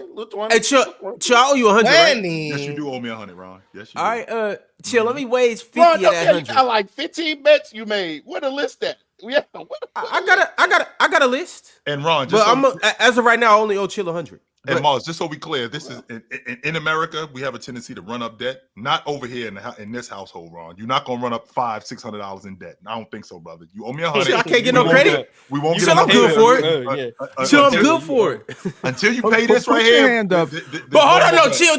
All right, but we can do it. Put your hand up if Ron owes you money. I made bets with Ron that I forgot about. Hand up if Ron owes you money. Ben, you don't have no way that I can send you the money. Cash App? No. Venmo? No. Apple Pay? No. I can't even send you the money. What, you want me to fly up to Toronto and drop it off to your doorstep? I told you to put the $20 bill in an envelope and mail it to me. That ain't that hard. Be like my grandmother sending me $20. Nah. Old school, bro. You can send me $19.50. Make up put it in the card. That's gonna take. I don't trust that. I got trust issues. Hey, but chill though. Chill. Yes, sir. We could throw up another 40. 100 and 140 is the same thing, Chill. We could throw up another 40 when I see that 100. So, all right. Well, real talk. Yeah, he ain't making another bet with you until he get the bet. Yeah, win straight up tomorrow. Bet. Yeah. On the piece. Yeah, I got Venmo. However you want to send my money, I got it. I don't got Venmo. I was just. I'm making an example. Whoever wins the bet needs to send that money live on the show. We know whatever you need. This is why you're in debt, because you be taking these like emotional ass bets, and this is why you're in debt. You cannot possibly take a 1-for-1. Your team is on the road, and you are the worst team. Why are you giving him odds like this? You need to take a point spread on this. You need to be like plus 7.5. I'm speaking here as your conscience and your bookie. Well, it's too late. The hands have been shaking. Jeez. Penn is even worse because Penn charging you 60%, by the way. Let's be clear on that. Penn is not betting Ron just straight up 20. I need 60% on that too. Mm-hmm. Yeah, y'all, I don't bet point spreads. That's first and foremost. But also too, I just want to talk about Nneka Ogwumike being the best player on the court last night. And Skylar Diggins being the second best player on the court. Skylar was hooping. Damn. That final shot, 80. Hold on. 80. It was 82, 83. 84. And was it 82, 84? 82. I think it was 81, 83. 81, 83. And then Dom gets fouled. No. They were up one. No, Vegas Aces were up. 83, 81. Oh, yeah. And then Dom gets fouled on that on that layup. She hits her free throw. Very important. It'll come back later. She hits that free throw plus the N1, puts it 84-83. Vegas Aces have a play. They can't even make a pass. Pass goes out of bounds. They go the other way, 27 seconds on the clock, and Skylar Diggins just clears out. You're thinking, I was thinking, oh no, because NECA was holding the ball like she was about to just run the clock out. And I'm like, oh, this is the worst possible idea you could possibly have here because the defense is totally loaded up. And then they sort of fake a screen, and Skylar Diggins just goes at it. And just one-on-one, my best versus your best. And she pulls and she hits 86, 80, 83. That's the game. Telling Jackie Young to come here like that is crazy. She said, hey, Jackie, come here. I got exactly what you're looking for. I got exactly what you're looking for. Better get this Come on over here. To the left hand pull up. Sir. You ain't heard from Ox? I have not heard from Ox. No, sir. I heard from Ox. How ironic. I've heard from Ox. Would you hear from him? Shall I read it? I have not heard. Please from do. Ox. No, it's a private chat. I can't be doing that. But let's just say Ox was making some excuses. He's in the chat here saying Becky sold us. You know, he's saying like Asia was still great, blah blah blah. I don't want to hear nothing from you, Ox, because honestly, all of us up here have given Asia Wilson her flowers, all of us. But if she read it, pen, please. Okay, I'm gonna pull it up, man. Okay, you brought this on yourself. Don't be telling me and give me. When we come up here and we criticize these other players in the NBA who are supposed to be all time great. You mean like Joker, for example? I'm not. You know what, Chill? I'm not saying that man's name until the season. I think I've gotten all. I've said all I needed to say about that. As a matter of fact, who glazes more? Who glazes more? Swiper Jokic? Glaze per second when they're talked about. Swiper Jokic or Ox in Asia? Definitely Swiper and Jokic. Definitely. No, Chill. See, you're thinking about the quantity. You're not thinking about the quality of glaze. I get what you're saying. But here's the difference. The difference is that Ox got a thing for Asia, so that ain't the same thing, right? Swiper got a thing for. He got a thing for Jokic. Yeah, I think that is the same thing. Oh Lord. No. Oh, please stop. No, please, God. I think it's exactly the same, actually. No, it's not. No, because like Ox has a romantic thing for. Yeah, Asia. I think it's exactly Swiper does not the same have a romantic thing for Joker. Stop, yo. He does not. I have never seen a panelist take more strays per second for time that they have not been on a show than Swiper has taken today. He's taking like 18 strays today. And now we're saying he's infatuated with Jokic on a healthy way. The same thing. You don't think he is? What's unhealthy about that? You like what you like. I mean, he's literally covering what he believes to be the greatest player of his generation. Yes, sir. In the NBA, and he won him a championship. And shout out. I will definitely say it's Ox, 100%, because Ox, he's very direct with the glaze. He's just like, Asia's great, and this is why Asia's great. Swiper will kind of like railroad you down like with 1,800, words. I know, ironic that I'm saying 1,800 words, but yeah, like I think Swiper introduces a lot of yap into it. He'll pepper in the Jokic glaze, but it'll be subtle, It'll be like, what did he just say? It'll be like, to be fair. To be fair, Shaquille O'Neal was this, and then Giannis is this, and Shea is this, and Luka, like, let me tell you about you, Luka, and then, but Yoke, he clears them all, and then you just moves on. Swiper will come off trolling for 45 minutes, then Jokic come up. I see what type of show this is. Yeah, this is what you guys do over here. Like he's just above it. Hey, that's my meanwhile, he'll be there talking about why Dennis Schroeder's better than Rondo. All of these troll statements just there going along with the ride. Blatantly trolling. Jokic's name comes up. Can't be surprised, man. I know what type of show this is. I'm just This is what we do with it. Okay, you just above. Back to basketball that I was trying to keep it on. Yeah. All of a sudden, when Jokic come up, all of a sudden, Swiper want to be an analyst. Anything else, Swiper, fine. He cool. He cool to troll and joke around. Jokic come up, man. I'm just trying to have a serious basketball conversation. I'm just trying to tell you this is what he is. Exactly. To me, I forget the schematics when it's anyone else. But okay, I guess. I was like, wow. All right, chill. Swiper came from. Yeah, exactly. You back, Chill? Hey, no, Asia gotta get smoked though. I'm sorry, bro. I'm talking about how bad, actually. From what I saw from Asia Wilson in that if only she was a 90% free throw shooter, she would have made some. Yeah, I'm not gonna lie. You know what the biggest shot of the game though to me was? It was Vegas had scored late in the fourth. I forgot the score. I forgot what happened. Seattle comes back down with the ball, and I think it was Wheeler gets a switch. Yeah, it was Erica.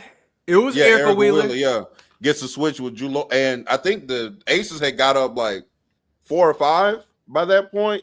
That was a huge bucket late in the game because as the time is winding down, now you're playing against the score and the time. So you have to score on these possessions if you're trying to catch up and potentially win the game.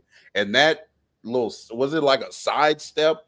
I don't know. She just walked her down. A nasty bucket. But she bop and then hit that little shot. I said that was a huge shot. And then they get a stop. And then yeah. But that was to me the biggest because it kept it in the balance. Because the Vegas scoring that late in the game like that was that I was thinking that was. I don't think that there's anybody up here that thought Vegas was going to walk through the playoffs and walk to the W finals. I mean, I didn't think that. I'd be lying to you if I said that I thought that they were going to. I didn't think that they saying the series was over. I didn't think they give up a game in Seattle though. I'm not going to argue that. I didn't. I did not think that they give up a game in Seattle. I thought this series was over, and it's going to. What's today? Today's Wednesday. It'll be over Friday though. Yeah, the series will be over Friday.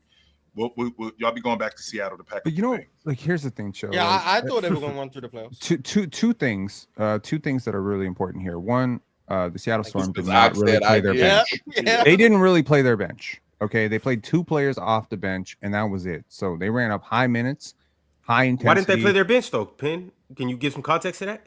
The Seattle Storm. Why didn't they play their bench? Yeah, because they chose to play their top 7 best players. Because it's a desperation, go win or go home.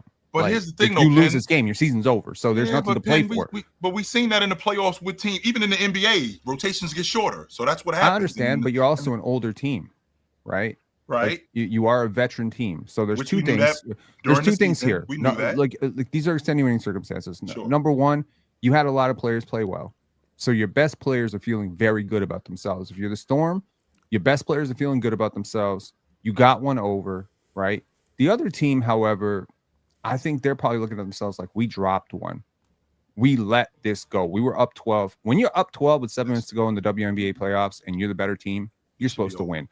When you have the best player, arguably, going to be a back-to-back MVP right now, you're supposed to win. So you let one go. Now, there's certain people who let one go and then they come back the next game pissed off for greatness, pissed off. I want to make an embarrassment. I want to make a case. In which case, maybe Real Talk will be right. Maybe it will be a 25-point blowout, and the Aces just put this shit behind us and just say, chalk it up to bad memory. There's also the people who drop one and then get a hangover. You drop one and you start feeling like, what do we do? What went wrong?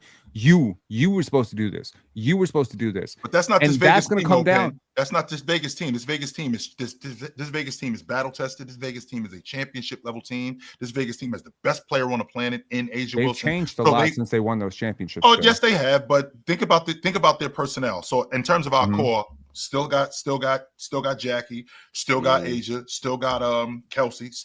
We still have them. So with that being said, right? So with that being said, my crew, our foundation is still there. We know how to win. So if anything, us collapsing is the furthest thing from the truth, more than us being able to just pull this thing away because we know we gave that game away. We know for a fact we gave that game away. We should have closed this out. Asia knows that she's got to play better down the stretch. That young girl Malanga was running her ass into the ground, Ron. She was that big girl on the floor with the best of them, and I love it. And Asia knows that, I got to stop playing games with them. And I think that because they're battle tested, they'll be fine. I think this series is over. I agree with you. But mind you, Seattle is a team full of vets too, though. So that is the interesting twist to this. Like, if Seattle was a young team, then I damn near would bet Ron. I would have bet Ron like, oh yeah, Seattle is gonna go in there and get beat by like 20 plus. But I mean, Skylar Diggins, you know what I'm saying? That's your point guard. She can get a win on the road in the playoff setting. You know what I'm saying? Wheeler, NECA. Yeah, exactly. All in Gabby. And real talk, I do want to say one thing. I want to say two things. But the first thing I want to say, Wanda Sykes, you better show up on Thursday. You were an all-star. We traded potentially a top 3 pick for you. And you ain't done nothing in the playoffs. We gave up all this capital. We traded for you to be the player to get us over the hump. And since you've got to Seattle, you've given us absolutely nothing. Nathan, you better bring your fucking game on Thursday. I'm not looking at Skylar. I'm not looking at NECA. I'm not looking at the person who I said is the best rookie in the WNBA. I'm not looking at who I believe is one of the best defenders in the NBA. Wanda Sykes. I'm going to call you by your actual name. Brittany Sykes. If you don't show up on Thursday, that is the worst trade in WNBA history.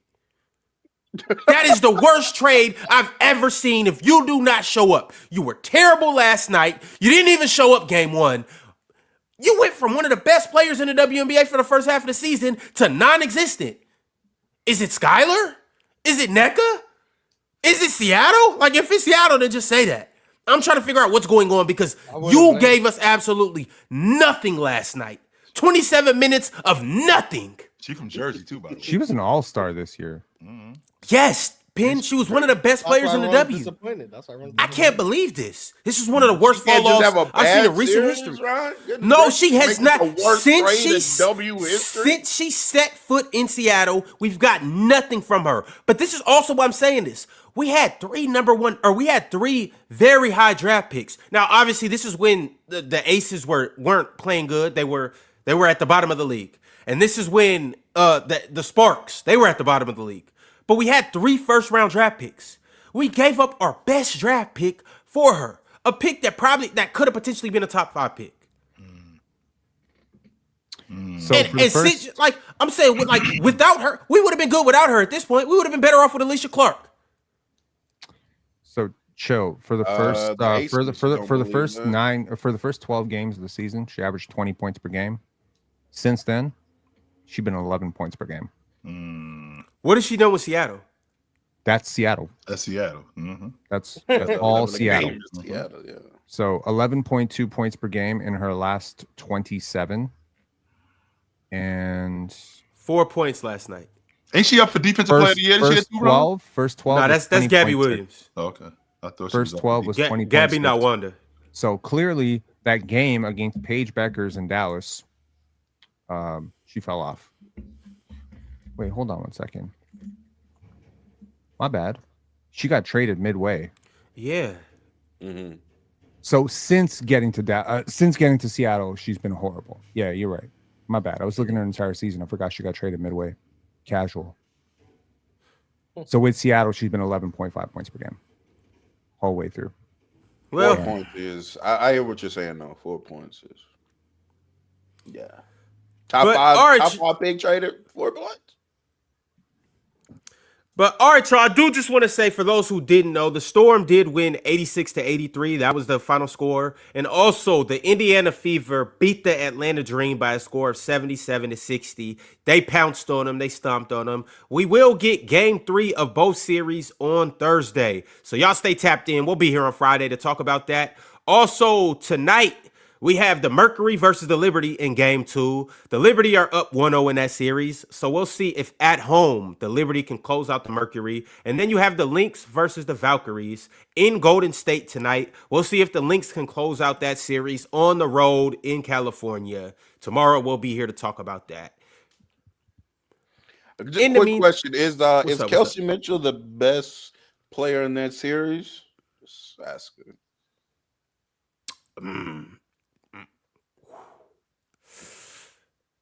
Ryan Howard is different. Ryan is tough. So is Alicia Gray. Right. I don't know if Kelsey Mitchell's even the best player on her team. On her team, yeah. But I mean, you could argue it though. I wouldn't if somebody came up here like Ox would probably come up here and say that. I'm not gonna push back at her. I said Alicia Gray. I'm not mad at that. I just wanted to throw that out there because I'm very, very, very high on Kelsey Mitchell, but I think she way up there for me. I think that series is going to come down to the 4 players. If they put Atlanta out, somebody might have to get fired, bro. That's all I gotta say about that. Why? Because they put them out without their best player, and Atlanta was clearly better than them the entire season. For them to lose to them, yes, somebody might have to get fired. And we did it without our best player. I mean, the Fever are arguably better than Atlanta. When you look at Atlanta's top 3 and you look at the Fever's top 3, like I probably will take. Actually, not even probably. I would definitively take Aaliyah Boston, Natasha Howard, and Kelsey Mitchell over Atlanta's top 3 players. Ryan Howard, Alicia Gray, and Big Breezy. I'm taking those 3 over them. Now, and obviously, you could say that. To correct me, he said that he does think Kelsey's better than Alicia Gray. So you are right about that assumption. Yeah. So, I mean, even without Caitlin, the Fever are a very good team. They're dangerous. Yeah, I didn't realize how good they were. I didn't. Without her, I thought they were gonna sink without her. But turns out they got. That's because you've been falling for that Caitlin Clark propaganda, chill.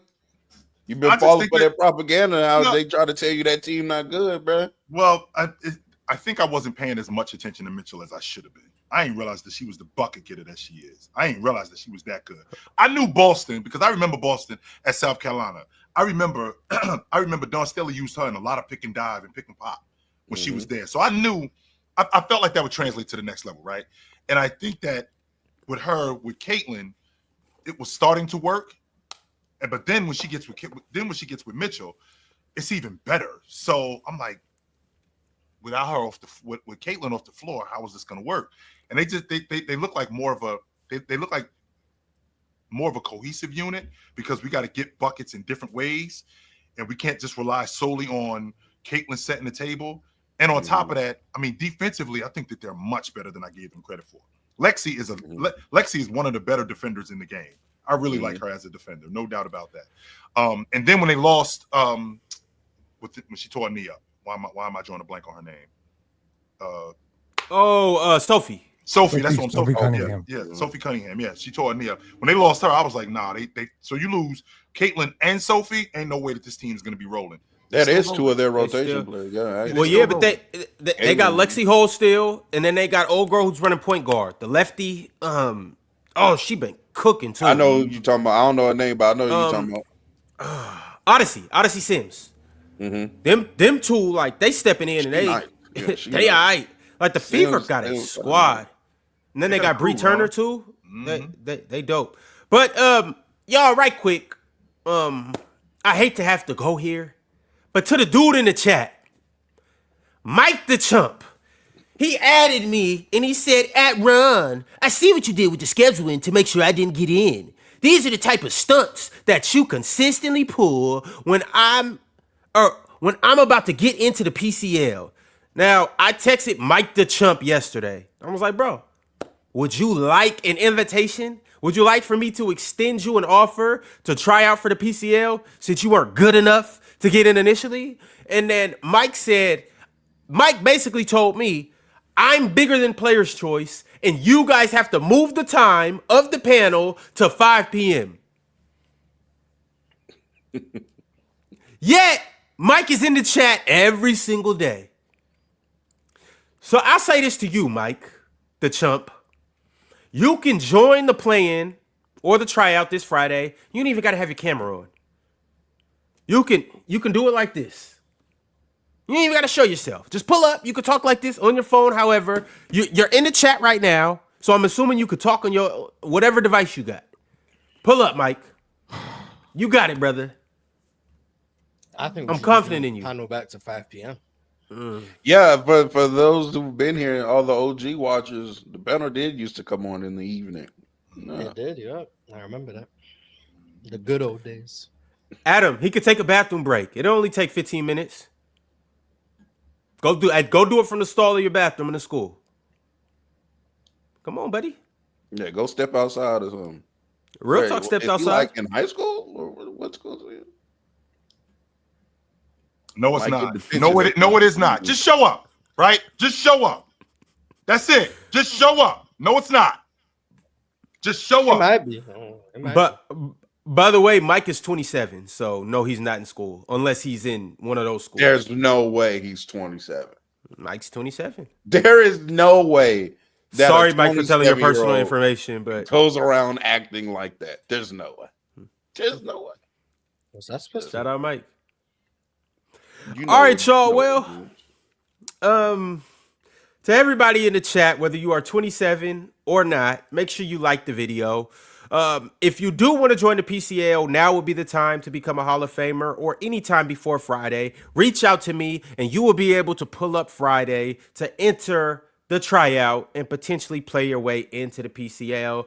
This is when the PCL will kick off September 27th. Team Chill versus Team Ox at 7 p.m. Eastern time. Then you got Team Swiper versus Team Jordan, 7:30 p.m. Eastern time. And then you have the championship rounds at 8 o'clock. Interested to see it. Do we get a chance to pick the person that we want to pick on our team? Like, or is it just automatically whoever wins this little tryout thing automatically gets assigned to Team Jordan? Well, the first person that wins goes to Team Jordan, and the second person that wins goes to Team Swiper. But what if they want the person who loses? Also, that's we're going to be judging as well. So everybody that's here on Friday, we will be. That's not really fair, if I'm being honest. Like, what if the guy that we prefer to have on our team for team dynamics' sake, and just because we think he might have underperformed that particular day, what if someone just has one of those crazy runs and they just end up being really good for a second? Like, what if Mike actually does end up trying out and winning? So and you got Mike the champ. I don't want Mike the champ. Why not? Maybe he don't want you. Maybe that. Oh, I know why. I know why you don't cool. want Mike the champ, because if y'all make it through miraculously, he has to go against Mike the champ. Yeah, you have to go against Mike the champ, and you don't want that smoke. That's what that is. Makes sense. That's definitely the truth. Yeah, that's it, Mike. You would love to be pinned up here. Hey, first and foremost, let's get to the bottom of something, Penn. Let's get to the bottom of something right now. I'm Duke. I'm Kentucky. I'm the Lakers. I'm the Bulls. Right? That's who I am. And you know who I ran into in the first round last year? I ran into Maryland Eastern Shore. And I basically took them lightly. That's what I did. Right? I ran into the University of Vermont. And I took them lightly. That's what happened. And I won. But that's not going to happen again. Fuck out of here. Get that dude out of here. Damn. Never even heard of the place he just said. Exactly. Maryland East Coast. Maryland Eastern Shore. I never heard of them. That's the team that beat Virginia the year before Virginia won the national championship. Virginia was the #1 seed in the tournament. No disrespect to them. Sure. Are you sure you were wearing your glasses? Maybe it was Maryland. And just so you know, it was Maryland Eastern Shore. And just so you know, the next round, right? The next round, they got blown out by 30. I would just like to suggest. I would like to suggest that based on this tryout. Yeah, you are Florida, Mike. You Florida A&M. That's who you are, Mike. The top Florida A&M. All I'm saying, and this is just a suggestion, which I think would make it a lot more fair, is if you have a tryout, rank your players 1 through 4, and then give the team that lost their second overall pick a chance to pick who they want based on those 4 players who top out. I think that's the most fair way to do it, personally. Ain't worth my time no more. The most fair thing then would just be don't have a tryout and just let you pick from the pool. Yeah. Well, I don't know. There are going to be 2 winners from this tryout. There's currently 4 people. Maybe we get it up to 6. Maybe we get it up to 10. The 2 people that win, going up to 5, will be in a pool. You know what I'll do, Penn? I'll cut Jordan a little slack, and I'll let him pick from the 2. Perfect. You know what, Penn, what you're exuding right now is just lack of confidence in self. Because if I were in your position, I wouldn't care who was my teammate, because I would believe I can just run through the gauntlet my damn self. You are in this position. Yeah, you are in this position. Oh, yeah. So I'm just saying, like, exactly. And do you see me up here worried about who the hell we're gonna pick? No, not at all. Because it doesn't matter. You will never be in my position. Because we're gonna win anyway. Because he said white privilege. He cooked you. I ain't gonna lie. White privilege. Hell no. Maybe I don't know. Hell no. Number 2, I'm an analytics guy. which means I do care about a 0.5% differential between Pirates' ability to cook and, I don't know, some random person get inside. Number 2, I value team chemistry. Hey, Mike outplayed Pirate in round 1 last year. Person, by the way. Pirate once upon a time was a random person. He just came on open gym one day, and now he's world-renowned Pirate from PC. But he was a random person. I was a random person. Mike is a random person. Did you type in all? Did you type nonsense in all caps 365? Did you do that, Mars? Like, did you just say Damars is here? Respect Damars. Did you speak about yourself in third person? That's a very annoying character trait. If I walked onto the panel and be like, "Yay, salute! The pen is here," I think I'd be off the show in a day. Okay, so like for real, like maybe there's just certain people that I don't want to be on a team with. I'm just saying it plainly and honestly. I don't want to be on a team with Mike. I just don't. It might be bulletproof. So I don't want to. Well, I don't want to know. I don't want to know that Mike somehow in some miracle, Rudy-esque performance. We'll take Mike. Don't even Mike, you've been drafted. Mike, you have been drafted. Perfect. We'll take Perfect. Please take Mike. Mike. Mike don't even got to try out anymore. You've been drafted. We'll take Mike. It's fine. Yeah. It's whatever. And for what it's worth, once again, Mike had a better. The last time we seen Mike and the last time we seen Pirate, Mike thoroughly outperformed Pirate, and he was an underdog. Yeah, and he had tougher comp. Yep. Yeah, but Pirate knows basketball. So does Mike. Allegedly. And you know what? When we go how do you know he knows ball? He had his camera off. What if he was reading from a script? Which he was, by the way. Which he was, by the way. He went to ChatGPT. You wrote Jordan the script. You wrote Jordan the script. There's nothing wrong with preparation. Ain't nothing wrong with preparation. There's nothing wrong with preparation except when you down other people for doing the same thing that you doing. That's the problem. Prepping and plagiarizing are two. They both start with P, but they are not the same thing. Maybe he wrote his own notes. Not to mention, he was actively debating Chill. So unless he plotted for what Chill was gonna say, so he wrote down his responses. I don't think he was just reading off a script because he was actively responding to the words Chill was saying. If I ducking and countering, huh? Mars, if I turn my camera off right now, you really can't see what I'm doing, which means I could be typing in what Chill said and say, make a good response for this. It's not that hard. That's why we keep the camera on. Debate GPT open. Yo, so when you take online courses, they make you keep your camera on when you're taking a test. That's why you're taking a test. Hey, but so when you're in a debate, turn the camera on. You don't take the camera on, and I don't want to risk that we're gonna lose all our points in the PCL because this dude won't turn his camera on because he got stage fright. I don't want to deal with that shit. Don't worry about it. He's not on your team. But perfect. Ron, this is what I want. I want you to make sure that when we have Mike on our team and we're potentially going up against Jordan's team, you make sure Mike and Penn debate against each other. And I swear, for God, Penn, if he beats you, if you think I've been untouchable, if Mike beats you, you will never hear the end of it from me, let alone him. I don't listen to what you say anyway, so you can yap about it all you want. No, facts. But you're going to hate third announcement. I know that's going to grind your gears, buddy. If you lose the mic, Penn's third. Oh no, I'm gonna lose to the guy who has his camera off the entire time and refers to himself in the third person. Maybe I should just go jump off a cliff. Come on, man. I don't care. I really don't. It ain't gonna prove nothing to me. You yapping about it is certainly not gonna prove nothing to me. Only that you are who you allegedly are. That's that. Yeah, cool. Cook it. Cool. I might drop it on purpose just to give you some more content. Well, it says a lot about how good he is if y'all talking about if he beats you. Yeah. Like you're gonna hear it, you're not gonna hear the rest. You're not. I mean, I don't even know basketball. I just be reading basketball reference all the time. You take basketball reference off the page. Shit, second overall pick. Jordan might have wanted to leave me until the fourth round. All I know is I've seen I've seen him slip a punch and throw a hook. That's all I'm saying. I see Mike in action. Cool. But Mike got a little, you know what I'm saying? He came up here and he represented well for himself, right? He came up here and he represented well for himself. He didn't beat Chill, but he at least, took it to the fourth. Some say even overtime. You know what I'm saying? So he came up here and represented well for himself. And in fact, Penn, if I'm being honest with you, if he can do that with Chill, he for sure can beat you. Ox said Penn is retired more times than MJ. That ain't no lie. That ain't no lie. That ain't no lie. That ain't no lie. All right, y'all. Well, we got a couple super chats, so let me go ahead and read these. Mighty Fine sent through a super chat and said the eye test says Paige is better with defense, and the eye test also says Paige is the Maya Moore. Is the Maya Moore in the making? Damn. Fire shit. Clark can't even dribble to the left, and it's not even close. And doing more with less. Mighty Fine, you know ball. Well, I'm not saying all that, but I just think Paige is better. But I'm not saying Maya Moore is.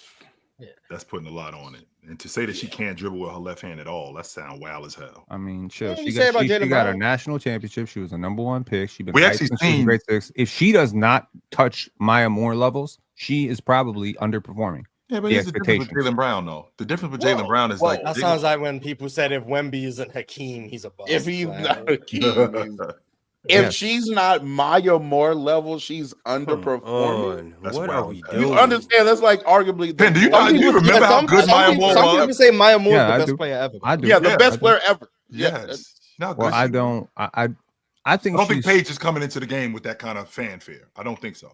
I think the expectation. I don't think there's anybody that thinks Paige is going to be the GOAT. I don't think that. Anybody?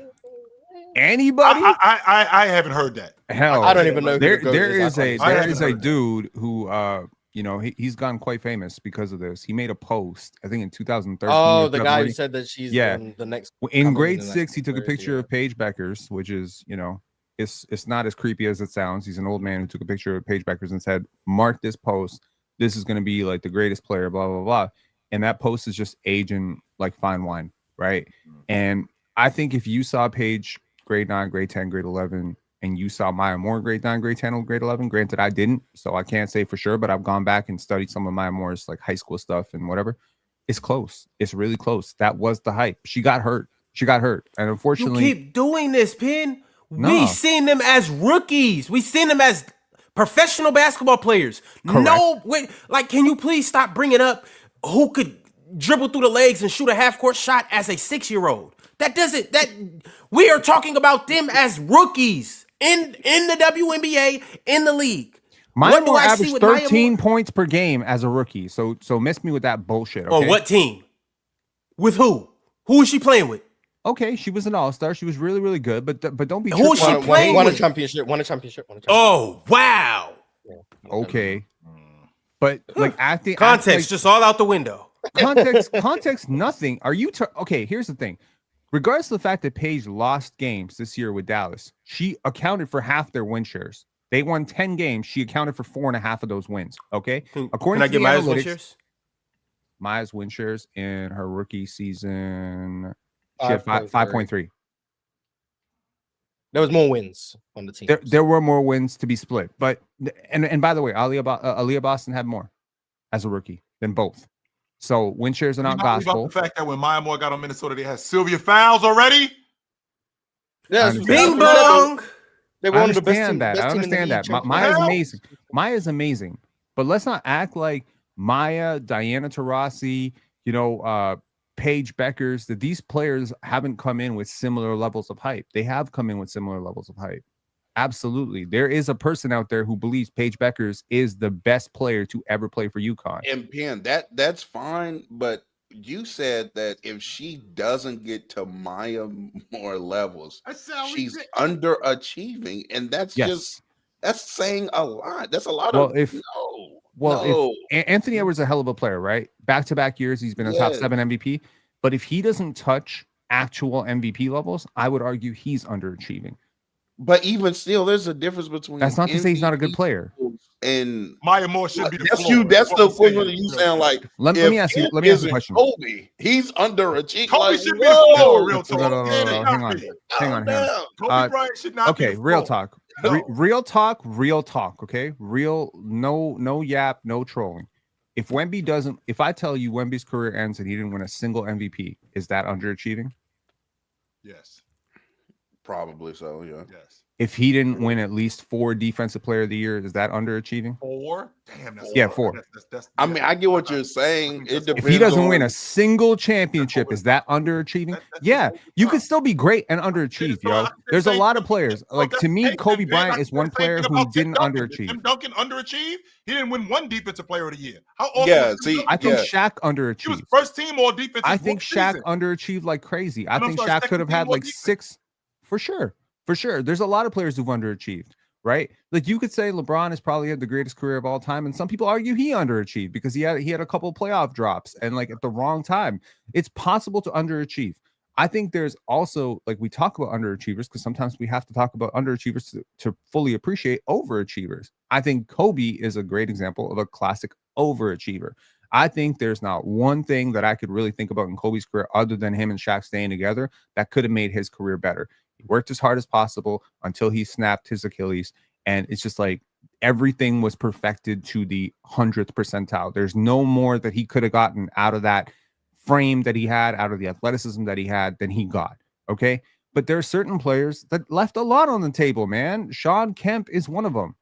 You know, there's a lot of players, and it doesn't always have to be as egregious as Sean Kemp. Sometimes it could just be as simple as they just never found a way to optimize their teammates. They never got in the right situations. That's an underachievement. If Paige ends up carrying a really bad team for the first 6 years of her career, I'm sorry to tell you, her career will be underachieving.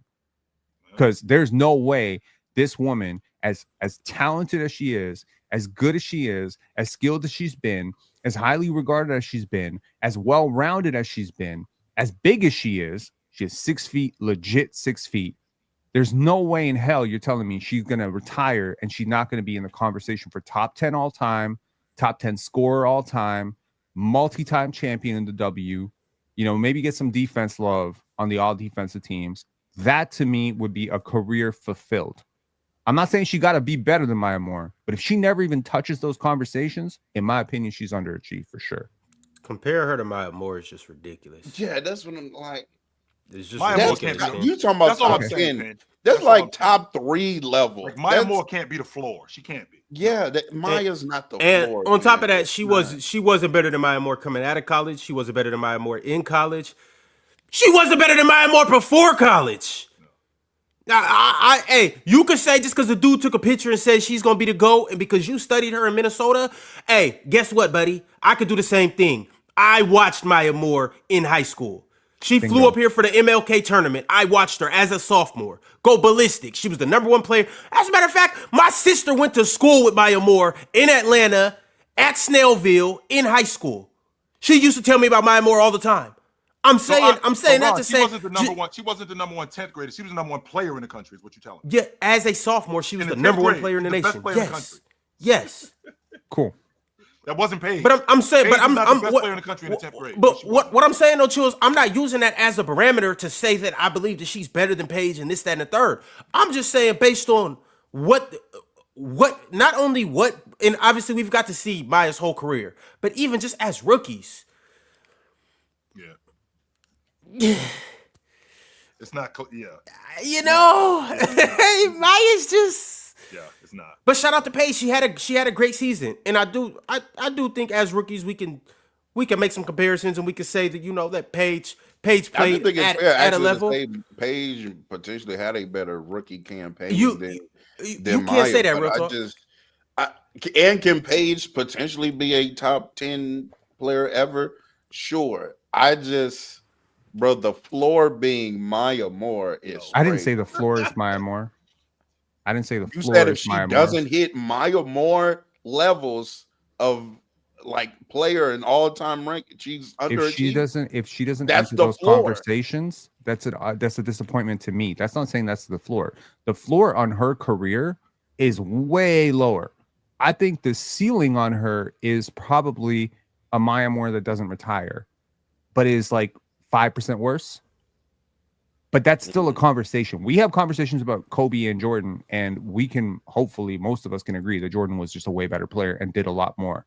So the conversation is the point here. I'm not saying she got to be as good as Maya Moore to have to achieve. No, if she's ever as good as Maya Moore was at her peak, she keeps playing, she will be the GOAT. That's a crazy standard to set. That's not a floor. That's not what I'm saying. I'm saying if we never even have a conversation about her, if she never gets her team to that level where she's winning at that level, performing at that level on a winning team. But this is what I'll say.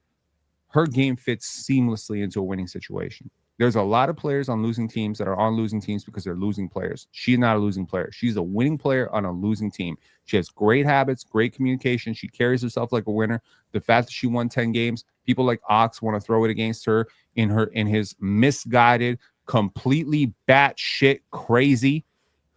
I highly doubt Penn watched Maya Moore play in one complete game. Okay, but when I use that same argument against you and Scotty Barnes, you get up in your feelings. Please stop. I definitely watch more than one Maya Moore game. I've watched at least 30 Maya Moore games, 40 Maya Moore games. I didn't know about her in high school and shit, but yeah, I've watched enough of Maya Moore, and she's one of my favorite players of all time. God damn, bro. To be fair, I can watch half of Scotty Barnes and know he's not the player you think he is, but yeah, he's not better than Maya Moore. But that's the problem. Yeah, we gotta move on, Ron. I know we gotta go. Yeah. He's not better than Maya Moore. But we gotta go. Mighty Fi sent through another super chat. He said Clark can't really dribble to the left. She's been the same since high school. Penn, is that your burner? She doesn't penetrate with her left hand much. No, she can shoot off her left hand, but she has she's a left favored shot anyway. But most real talk. Do. I seen what you did there. That little sneaky jab. She doesn't pin. You emphasized pin with the trait. I see what you're doing up there. You did that actually. That's ridiculous. But that was cool though. That was cool. Z Greatness Gaming said Streets want Penn versus Mike. Set it up. Facts. Here's the thing. As much as I would love to see it, Mike, you got to join the tryout. You got to play your way into the PCL. And if you do, there's a good chance, a 50-50 chance that you won't end up on Penn's team. And we'll get to see that. All right? I'll line it up for sure. Shout out to DSG Piccolo. DSG sent through a members chat and said, who be saying Paige the best from UConn? He or she is drunk. Who's the greatest player in UConn history? Taurasi or Breonna Stewart? Maya Moore. Or Maya Moore. You do know that Tina Charles went to UConn too, right? You do know that Sue Bird went to UConn too. Yeah. You do know Nafisa Collier went there as well. Yes, sir. Mm-hmm. There's a possibility she's not like top 5, top 10. Yeah. That's realistic. You know, is there a chance that Sarah Sword gets there? Nikisha Sales went to UConn. I don't know if you remember. Isn't it Sarah Strong? Why the hell like you calling her Sarah Sword? My bad. I knew somebody. My bad. My bad. Scoring Biggie's history went Sarah to Strong. UConn. Her name is Nikisha Sales. Marquivian Black said, I don't think y'all understand NBA players' verticals go up as they play in the league and get their bodies right, i.e. nutrition, workouts, etc. I think this is a response to our Dwayne Wade conversation. Yeah. I agree that like, your vert probably as when you're walking into the league during the combine, like it has a chance of going up as you do more NBA level training with NBA level pro trainers and conditioning people and all that kind of stuff. I mean, I believe that, but I still don't think like Dwayne Wade compared to other high flying athletes was jumping to that extent, but he was still an S-tier athlete. All right. Before I shout out our members and before I shout out our Hall of Famers, I do want to shout out Phil Jackson, the GOAT coach, my favorite coach in history. It is his 80th birthday today. So big shout outs and big ups to Phil Jackson. Shout out Phil Jackson. Yeah, all right, Chill, you like Phil Jackson? Too much. It's his I birthday. dug Phil Jackson, yes. Mm-hmm. Phil Jackson was the ultimate manager. Yes, he was. You got to shout out Big Phil. You got to be multi-purpose when you're a coach. You can't just be an X and O guy, which Phil was an X and O guy, but he was the ultimate manager too. Shout out for getting all the credit for his assistant coach offense. What, Tex Winters? No. Hey, Tex Winter actually didn't invent the triangle offense. Yes, he did. No, he didn't. Shout out Tex Winter for biting too. Chill. And shout out to Steve Kerr for biting. He played in the triangle under his coach, I believe, in like the late 20s, early 30s. I don't remember who the coach's name was, but that's the man who actually invented the triangle. The first time I saw it was Tex Winners. He introduced it to me in the 50s. Right. So I'm saying that he was a player for a coach who used the triangle offense. I got to find the name of the dude who came up with it. But the offense has been around since like the late 30s. Real you talk. Were around in the 50s, Jill? He introduced it when he was talking about it in the 50s. Let me rephrase that. Okay. All right, y'all. I want to shout out our Hall of Famers: Multi Kenny, Worldwide Mace Television, Joe Breezy, Cheese, Trevi, Bulletproof, Ormir, Vale, Ravdir, Teddy Hart, Kingster, Small Boxes, who became a new YouTube member today, or he goes by the name of Dan in the Box, and Jean-Mar Skeet Nielsen. To all of our Hall of Famers, if you haven't yet signed up for the PCL plan, reach out to me, hit me up. We would love for all of y'all to join. Also, shout out to Henny Hardaway, shout out to 206 Nate, and shout out to Truth Teller. They all became members today. If you're not a member, come on over here to YouTube, become a member, and subscribe. Fellas, we will be back same time, same place tomorrow. Chill. It's yes, Sam sir. Barry. Sam Barry in the 20s. Yeah. So he coached Knox. That's Rick Barry's grandpa, right? I don't know for sure, but the odds would be high. He invented the basic tenets of the offense in the 20s while running at Iowa. So he coached at Iowa, then USC, and Tex Winter was actually his player. How about that? Yeah. Shout out to Rick Barry. Shout out to John Barry. Shout out to Brent Barry. And shout out to their grandpa Sam Barry. We'll be here tomorrow, and this show was brought to you by none other than the good fellas over at Splash Sports. See y'all on the flip side. Click the link in the bio.